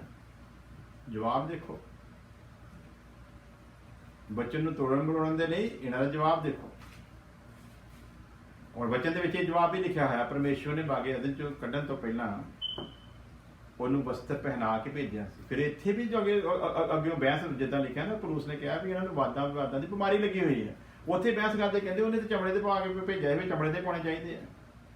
ਉਦੋਂ ਚਮੜੇ ਦੇ ਪਵਾ ਕੇ ਭੇਜਿਆ ਸੀਗਾ, ਤੇ ਚਮੜੇ ਦੇ ਪਾਉਂਦੇ ਨਾ। ਫਿਰ ਟੈਕਨੀਕ ਕਿਹਨੇ ਲੈ ਕੇ ਆਂਦੀ ਸੀ ਇਹਨਾਂ ਦੀ? ਅਸੀਂ ਲਿਆਂਦੀ ਸੀ। ਤੇ ਕਿੰਨੀ ਦੇਰ ਤੱਕ ਚਮੜੇ ਦੇ ਚੱਲਦੇ ਰਹੇ ਹੋਣੇ, ਜਦੋਂ ਤੱਕ ਦੂਜੀਆਂ ਚੀਜ਼ਾਂ ਆਈਆਂ ਨਹੀਂ। ਫਿਰ ਇਹਨੇ ਪਾਪ ਦੇ ਗੁਲਾਮ ਹੋ ਕੇ ਤੇ ਪਾਪ ਦੇ ਵਿੱਚ ਜਾ ਕੇ ਸਾਰੀਆਂ ਚੀਜ਼ਾਂ ਨੂੰ ਯਾਦ ਕੀਤਾ ਨਾ। ਸੋ ਮਤਲਬ ਇਹ ਨਹੀਂ ਸੀਗਾ ਵੀ ਕਿਹਨੇ ਕਿਹੜੇ ਪਵਾਏ। ਜਦੋਂ ਜਿਹਨੇ ਚਮੜੇ ਦੇ ਪਵਾ ਕੇ ਭੇਜੇ ਆ, ਉਹਨੇ ਫਿਰ ਮਿਲਾਪ ਦਾ ਤੰਬੂ ਬਣਾਉਣ ਦੇ ਵਾਸਤੇ ਚਮੜੇ ਦੇ ਤਾਂ ਨਹੀਂ ਨਾ ਇਸਤੇਮਾਲ ਕੀਤੇ ਸੀ। ਉਦੋਂ ਪਰਦੇ ਤੇ ਫਿਰ ਕੱਪੜੇ ਦੇ ਬਣੇ ਨਾ, ਉਸੇ ਖੁਦਾ ਦਾ ਹੁਕਮ ਸੀ ਨਾ। ਜਿਹਨੇ ਜਾਜਕਾਂ ਦੇ ਵਸਤਰਾਂ ਦਾ ਹੁਕਮ ਕੀਤਾ, ਉਹ ਫਿਰ ਉਹੋ ਹੀ ਖੁਦਾ ਸੀ ਨਾ ਕਿ ਇਹੋ ਜਿਹੇ ਵਸਤਰ ਹੋਣੇ ਚਾਹੀਦੇ। ਸੋ ਇਸ ਇਹੋ ਜਿਹੀਆਂ ਵਾਦ ਵਿਵਾਦ ਦੀਆਂ ਗੱਲਾਂ ਦੇ ਵਿੱਚ, ਵਿਅਰਥ ਦੀਆਂ ਗੱਲਾਂ ਦੇ ਵਿੱਚ ਸਾਨੂੰ ਟਾਈਮ ਵੇਸਟ ਕਰਕੇ ਅਸਲੀ ਦੌੜ ਤੋਂ ਵਾਂਝੇ ਨਹੀਂ ਹੋਣਾ ਚਾਹੀਦਾ। ਸੋ ਗਿਆਨ ਜ਼ਰੂਰੀ ਆ, ਲੇਕਿਨ ਉਹਨਾਂ ਕਿ ਜਿਹੜਾ ਤੁਹਾਡੀ ਨਜਾਤ ਦੇ ਵਾਸਤੇ ਹੋਵੇ। ਜਿਹੜਾ ਵਾਦ ਵਿਵਾਦ ਵਾਸਤੇ ਹੋਵੇ ਉਹ ਗਿਆਨ ਨਹੀਂ। ਜਿਹੜਾ ਵਿਵਾਦ ਪੈਦਾ ਕਰੇ, ਵਾਦ ਵਿਵਾਦ ਨੂੰ ਮੋਰੇ ਲਿਆਵੇ ਜਾਂ ਵਾਦ ਵਿਵਾਦ ਨੂੰ ਪੈਦਾ ਕਰੇ, ਉਹ ਭਗਤੀ ਵੀ ਫਿਰ ਭਗਤੀ ਨਹੀਂ। ਸੋ ਭਗਤੀ ਤੇ ਇਸੇ ਗੱਲ ਦੇ ਵਿੱਚ ਹੀ ਆ, ਜਿਵੇਂ ਮੈਂ ਦੱਸਿਆ ਸੀ ਕਰੰਥੀਆਂ ਦਾ ਖੱਤ 1:30 ਦੇ ਵਿੱਚ, ਯਿਸੂ ਮਸੀਹ ਪਰਮੇਸ਼ਰ ਵੱਲੋਂ ਸਾਡੇ ਲਈ ਗਿਆਨ ਠਹਿਰਿਆ। ਉਸ ਗਿਆਨ ਦਾ ਮਤਲਬ ਕੀ ਆ? ਰਾਸਤਬਾਜ਼ੀ, ਪਵਿੱਤਰਤਾ ਤੇ ਛੁਟਕਾਰਾ। ਅਗਰ ਇਹ ਤਿੰਨ ਚੀਜ਼ਾਂ ਜੀਵਨ ਦੇ ਵਿੱਚ ਆ ਤੇ ਫਿਰ ਠੀਕ ਹੈ, ਨਹੀਂ ਤੇ ਅਸੀਂ ਅਜੇ ਉਸ ਗਿਆਨ ਨੂੰ ਪ੍ਰਾਪਤ ਕੀਤਾ ਨਹੀਂ ਹੈ ਜਿਸ ਗਿਆਨ ਦੇ ਸਬਜੈਕਟ ਨੂੰ ਅਸੀਂ ਸਿੱਖ ਰਹੇ ਹਾਂ। ਸੋ ਮੈਂ ਸਮਝਦਾ ਕਿ ਅਸੀਂ ਅੱਜ ਇਸ ਵਚਨ ਨੂੰ ਇੱਥੇ ਰੋਕਾਂਗੇ, ਕਿਉਂਕਿ ਅੱਜ ਸਿਰਫ ਸ਼ੁਰੂਆਤ ਕੀਤੀ ਸੀ ਖੁਦਾ ਦੇ ਫਜ਼ਲ ਦੇ ਨਾਲ, ਤੇ ਅੱਗੇ ਅਸੀਂ ਹੁਣ ਖੁਦਾ ਦੀ ਕਿਰਪਾ ਰਹੀ ਤੇ ਇਹਨੂੰ ਕੰਟੀਨਿਊ ਰੱਖਾਂਗੇ। ਔਰ ਕਿਹੜਾ ਟਾਈਮ ਰੱਖਾਂਗੇ ਉਹ ਤੁਸੀਂ ਸਿਲੈਕਟ ਕਰਕੇ ਦੱਸਾਂਗੇ। ਲੇਕਿਨ ਕੱਲ ਨੂੰ ਅਸੀਂ ਜ਼ਰੂਰ ਇਕੱਠੇ ਹੋਵਾਂਗੇ ਇਸ ਵਿਸ਼ੇ ਨੂੰ ਲੈ ਕੇ। ਨਹੀਂ, ਤੁਹਾਨੂੰ ਯਾਦ ਹੋਵੇਗਾ ਮੈਂ ਦੱਸਿਆ ਸੀਗਾ ਕਿ ਪਰਮੇਸ਼ਵਰ ਦੇ ਪੁੱਤਰ ਆਦਮ ਦੀਆਂ ਧੀਆਂ ਦਾਨਵ ਤੇ ਸ਼ੂਰਵੀਰ ਇਹ ਕੌਣ ਸਨ, ਉਹਦੇ ਬਾਰੇ ਅਸੀਂ ਸਿੱਖਾਂਗੇ ਕੱਲ ਸ਼ਾਮ। ਮੇਰੇ ਕੁਝ ਜੀਜਾਂ ਨੇ ਕਿਹਾ ਸੀ ਜਦੋਂ ਵੀ ਇਹ ਵਿਸ਼ਾ ਤੁਸੀਂ ਸਿਖਾਓਗੇ ਜ਼ਰੂਰ ਦੱਸਣਾ। ਸੋ ਸਭ ਲੋਕ ਨੋਟ ਕਰ ਲੈਣ। ਅਸੀਂ ਕੱਲ ਰਾਤ ਖੁਦਾ ਦੇ ਫਜ਼ਲ ਦੇ ਨਾਲ ਅਗਰ ਸਾਨੂੰ ਜ਼ਿੰਦਗੀ ਬਖਸ਼ੀ, ਰਾਤ 10 ਵਜੇ, ਕੱਲ ਰਾਤ 10 ਵਜੇ, ਔਰ ਅਗਰ ਸਾਡੀ ਕੋਈ ਤਕਨੀਕੀ ਕੋਈ ਸੈਟਿੰਗ ਕਰਦੇ ਕੋਈ ਟਾਈਮ ਲੱਗਿਆ ਤੇ ਮੇਬੀ 10:30 ਵਜੇ, 10 ਤੋਂ 10:30 ਦੇ ਵਿੱਚ ਅਸੀਂ ਕਿਸੇ ਵੀ ਵੇਲੇ ਇਸ ਸਬਜੈਕਟ ਨੂੰ ਲੈ ਕੇ ਖੁਦਾ ਦੇ ਫਜ਼ਲ ਦੇ ਨਾਲ ਤੁਹਾਡੇ ਅੱਗੇ ਹਾਜ਼ਰ ਹੋਵਾਂਗੇ। ਔਰ ਹਰ ਉਸ ਗੱਲ ਤੋਂ ਖੁਦਾ ਦੇ ਫਜ਼ਲ ਦੇ ਨਾਲ ਅਸੀਂ ਪਰਦਾ ਚੁੱਕਣ ਦੀ ਕੋਸ਼ਿਸ਼ ਕਰਾਂਗੇ ਜਿਹੜੀਆਂ ਗੱਲਾਂ ਦੱਸ ਕੇ ਲੋਕਾਂ ਨੂੰ ਗੁੰਮਰਾਹ ਕੀਤਾ ਜਾ ਰਿਹਾ ਹੈ, ਔਰ ਕਿੱਦਾਂ ਦੇ ਰੈਫਰੈਂਸ ਦੇ ਕੇ ਤੋੜ ਮਰੋੜ ਕੇ ਉਹਨੂੰ ਪੇਸ਼ ਕੀਤਾ ਜਾ ਰਿਹਾ ਹੈ। ਔਰ ਯਾਦ ਰੱਖਣਾ, ਸਾਡਾ ਨਿਸ਼ਾਨਾ ਕਿਸੇ ਇਨਸਾਨ ਦੁਆਰਾ ਦੱਸੀ ਗਈ ਇਸ ਵਿਸ਼ੇ ਦੇ ਉੱਤੇ ਤਾਲੀਮ ਨੂੰ ਰੱਦ ਕਰਨਾ ਜਾਂ ਉਸ ਇਨਸਾਨ ਨੂੰ ਨੀਚਾ ਦਿਖਾਉਣਾ ਨਹੀਂ ਹੈ, ਬਲਕਿ ਅਸੀਂ ਜਿਵੇਂ ਜਿਨ੍ਹਾਂ ਨੇ ਦੱਸਿਆ ਉਹਨਾਂ ਨੇ ਵੀ ਬਹੁਤਿਆਂ ਦੇ ਬਾਰੇ ਗੱਲ ਦੱਸੀ, ਉਹ ਆਹ ਕਿੱਦਾਂ ਕਹਿ ਦਿੱਤਾ, ਆਹ ਕਿੱਦਾਂ ਕਹਿ ਦਿੱਤਾ, ਆਹ ਕਿੱਦਾਂ ਕਹਿ ਦਿੱਤਾ। ਸੋ ਉਸੇ ਤਰ੍ਹਾਂ ਜਿੱਦਾਂ ਉਹਨਾਂ ਨੇ ਕਿਹਾ ਵੀ ਆਹ ਫਲਾਣੇ ਬੰਦੇ ਨੇ ਕਿੱਦਾਂ ਕਹਿ ਦਿੱਤਾ, ਆਹ ਕਿੱਦਾਂ ਕਹਿ ਦਿੱਤਾ, ਆਹ ਕਿੱਦਾਂ ਕਹਿ ਦਿੱਤਾ, ਉਸੇ ਤਰ੍ਹਾਂ ਅਸੀਂ ਵੀ ਫਿਰ ਉਹਨਾਂ ਦੇ ਹੀ ਦੱਸੇ ਹੋਏ ਉਹਨਾਂ ਗੱਲਾਂ ਦੇ ਉੱਤੇ ਇਹ ਸਵਾਲ ਜ਼ਰੂਰ ਕਰਾਂਗੇ ਵੀ ਜੇ ਲੋਕਾਂ ਨੇ ਆਹ ਕਹਿ ਦਿੱਤਾ ਸੀ ਤੇ ਫਿਰ ਤੁਸੀਂ ਵੀ ਆਹ ਕਿੱਦਾਂ ਕਹਿ ਦਿੱਤਾ। ਤੇ ਜੇ ਤੁਸੀਂ ਲੋਕਾਂ ਦੀਆਂ ਗੱਲਾਂ ਉੱਤੇ ਕਿੰਤੂ ਪਰੰਤੂ ਕਰਦੇ ਹੋ ਤੇ ਫਿਰ ਤੁਸੀਂ ਕਿੱਦਾਂ ਕਹਿੰਦੇ ਹੋ ਵੀ ਤੁਹਾਡੀ ਗੱਲ ਦੇ ਉੱਤੇ ਕਿੰਤੂ ਪਰੰਤੂ ਨਾ ਕੀਤਾ ਜਾਵੇ। ਵਚਨ ਦੇ ਵਿੱਚ ਹਰੇਕ ਇਨਸਾਨ ਨੂੰ ਇਹ ਹੱਕ ਦਿੱਤਾ ਗਿਆ ਹੈ, ਮੈਨੂੰ ਜੋ ਖੁਦਾ ਨੇ ਬਖਸ਼ਿਆ ਮੈਂ ਤੁਹਾਡੇ ਅੱਗੇ ਸ਼ੇਅਰ ਕਰਾਂ। ਤੁਸੀਂ ਉਹਨੂੰ ਗ੍ਰਹਿਣ ਕਰਨਾ ਹੈ, ਤੁਹਾਡੀ ਇੱਛਾ ਹੈ, ਜ਼ੋਰ ਜ਼ਬਰਦਸਤੀ ਕੋਈ ਨਹੀਂ। ਤੁਸੀਂ ਗ੍ਰਹਿਣ ਕਰੋ, ਤੁਹਾਡੀ ਇੱਛਾ ਹੈ, ਤੁਸੀਂ ਗ੍ਰਹਿਣ ਨਾ ਕਰੋ, ਤੁਹਾਡੀ ਇੱਛਾ ਹੈ। ਤੁਸੀਂ ਵਚਨ ਦੇ ਨਾਲ ਮਿਲਾ ਕੇ ਦੇਖ ਲਓ ਠੀਕ ਹੈ ਤੇ ਕਹਿ ਦਿਓ ਆਮੀਨ। ਤੁਸੀਂ ਵਚਨ ਦੇ ਮੁਤਾਬਕ ਮੇਲ ਕਰਕੇ ਦੇਖ ਲਓ ਵੀ ਠੀਕ ਨਹੀਂ ਹੈ, ਤੁਸੀਂ ਨਾ ਕਹੋ ਆਮੀਨ। ਮੈਂ ਤੁਹਾਡੇ ਉੱਤੇ ਕੋਈ ਜ਼ੋਰ ਜ਼ਬਰਦਸਤੀ ਨਹੀਂ ਕਰ ਸਕਦਾ। ਸੋ ਅਸੀਂ ਉਸ ਵਿਸ਼ੇ ਨੂੰ ਸਵਾਲਾਂ ਦੇ ਨਾਲ ਤੁਹਾਡੇ ਅੱਗੇ ਕੱਲ ਲੈ ਕੇ ਆਵਾਂਗੇ, ਔਰ ਮੈਨੂੰ ਉਮੀਦ ਹੈ ਵੀ ਤੁਸੀਂ ਕੱਲ ਇਕੱਠੇ ਹੋਵੋਗੇ। ਆਨਲਾਈਨ ਹੀ ਅਸੀਂ ਇਹਨੂੰ ਕਰਾਂਗੇ, ਕਿਉਂਕਿ ਮੈਂ ਤੇ ਉਹ ਸ਼ਖਸ ਹਾਂ ਵੀ ਸਾਹਮਣੇ ਭਾਵੇਂ 2 ਜਣੇ ਵੀ ਸੁਣਨ ਵਾਲੇ ਹੋਣ ਤੇ ਮੈਂ ਓਨੀ ਹੀ ਰੀਝ ਦੇ ਨਾਲ ਸੁਣਾਉਣਾ ਹੈ। ਮੈਂ ਕਦੇ ਲੋਕਾਂ ਦੀ ਭੀੜ ਨੂੰ ਦੇਖ ਕੇ ਪ੍ਰਚਾਰ ਨਹੀਂ ਕਰਦਾ, ਬਲਕਿ ਇਹ ਦੇਖ ਕੇ ਪ੍ਰਚਾਰ ਕਰਦਾ ਕਿ ਸਾਹਮਣੇ ਕੋਈ ਸੁਣਨ ਵਾਲਾ ਮਨ ਦੀ ਚਾਹਤ ਲੈ ਕੇ ਬੈਠਾ ਹੈ ਤੇ ਭਾਵੇਂ 2 ਹੀ ਹੋਣ, ਕੋਈ ਮੈਨੂੰ ਫਰਕ ਪੈਣ ਵਾਲਾ ਨਹੀਂ ਹੈ। क्योंकि दो भी अगर अच्छी शिक्षा लैके तैयार हो जान तो समझ लो मेरे लिए खुदा दे हजूर फल है। सो अगर तुसी वाकई चाहवान हो या जो भी इस विषय ਨੂੰ सुने ਜਿਹੜਾ ਅਸੀਂ ਸ਼ੁਰੂ ਕੀਤਾ और लास्ट ਵਿੱਚ ਜਿਹਦੇ को भी ये गल पहुंचे, मैं चाहांगा तुसी कल इंडिया के टाइम के मुताबिक लगभग सुबह 7:30 ਵਜੇ ही तुसी रेडी हो जाना तो तकरीबन 7:30 ਤੋਂ ਲੈ ਕੇ 8 ਵਜੇ तक ਤੁਹਾਡੀ सेवा ਦੇ ਵਿੱਚ ਆਵਾਂਗੇ। और अमेरिका और कनेडा के ਜਿਹੜੇ ਲੋਕ ਆ ਉਹਨਾਂ ਦੀ ਜਿਹੜੀ ਟਾਈਮਿੰਗ ਆ ਉਹ 10 ਤੋਂ 10:30 ਹੀ ਹੋਵੇਗੀ। और इंग्लैंड वाले शायद साढ़े नालों 5 घंटे 5.5 घंटे अगे आ, उन्होंने लिए मुश्किल हो जाएगा और वो शायद बाद में इस प्रोग्राम देख सकेंगे। सो जिदा जिदा का इंग्लैंड वाले नाल टाइम है यूरोप का वो सारे बाद में देख सकेंगे। और साढ़े पाकिस्तानी जोड़े अजीज ने साढ़े मसीही भैन भरा ने उन्होंने लिए भी चंगा मौका है। उन्होंने भी मेरा ख्याल इंडिया के नालों कोई अद्धे घंटे का शायद या घंटे का फर्क है, वो भी इस प्रोग्राम में आई थिंक ऑनलाइन देख सकते हैं। सो कल असी मिलांगे, टाइम तुसी याद रखना और तब तक लिए दुआ करते रहना। ये विषय बड़ा गंभीर है जो असी कल शुरू करना है और याद ये विषय बंद नहीं कर रहे, ये विषय इस तरह चलता रहेगा। जो असी विषय करना शुरू परमेश्वर के पुत्र आदम दी धीआं शूरवीर ते दानव कौन सन, वो विषय असी कल शुरू करेंगे। और खुदा सानू उन्हें खोल के समझावे और साड़ी बुद्ध नूं खोले कि असी हर बरीकी नूं समझ सकीए। और घट्टो घट्ट जे असी निजात नूं चाहुंदे हां ते साडे उत्ते उहदा असली प्रकाशन प्रगट हो जाए। कोई मन्ने तो भावें ना मन्ने, सानू उहदे नाल कोई लेना देना नहीं है। खुदा तुहानू सारिआं नू बहुत बहुत आशीष देवे। खुदा तुहाडे सबना दे नाल होवे। आओ छोटी जी प्रार्थना करते हैं। प्यारे खुदावन खुदा तेरा धन्नवाद करते हैं, तेरी दया तेरी मुहब्बत के वास्ते अज तुसीं ऑनलाइन होने का मौका बख्शिया, तुहाडा शुक्र करते हैं। ए बाप असमानी तुसीं इस इंटरनेट की जो समस्या सी उहनूं हल होने दे विच मदद की और असी उस सारे समय नूं भी जदों कि सारी अड़चन आ रही सी असी तेरी ही मर्जी समझ के उन्होंने भी सिर मत्थे लिया सी। और हुण जदों कि तुसीं मौका दे दिता है, इहदे विच भी असी समझदे हां तुहाडी नेक इच्छा है। सो हमेशा ही तुहाडी नेक इच्छा साडे सबना दे जीवन दे विच पूरी होवे। और अगर तेरी इच्छा है कल तो असी फिर इस तरह सीख सकीए खुदावन ऑनलाइन। और कल संडे की भी इबादत है खुदावन, और संडे की रेगुलर वर्शिप दे विच भी तेरे लोग आशीष और बरकत नूं पा सकन। ਉਹਦੇ ਲਈ भी खुदा प्रार्थना करते हैं तुसीं जो भी वचन दवोगे वो सबना दे लिए आशीष और तरक्की का कारण हो सके। खुदा तुहाडा धन्नवाद करते हैं, तुहाडी किरपा नूं मंग लैंदे हैं मसीह यसू के नाम दे विच आमीन।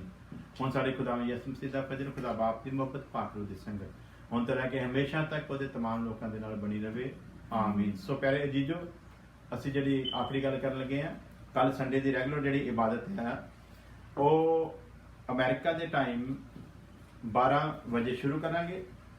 और पहला भजन होणगे, उस तो बाद असी वचन सिखांगे। और इंडिया का जिहड़ा टाइम आ उस वक्त I think 8:30 होणगे India they which.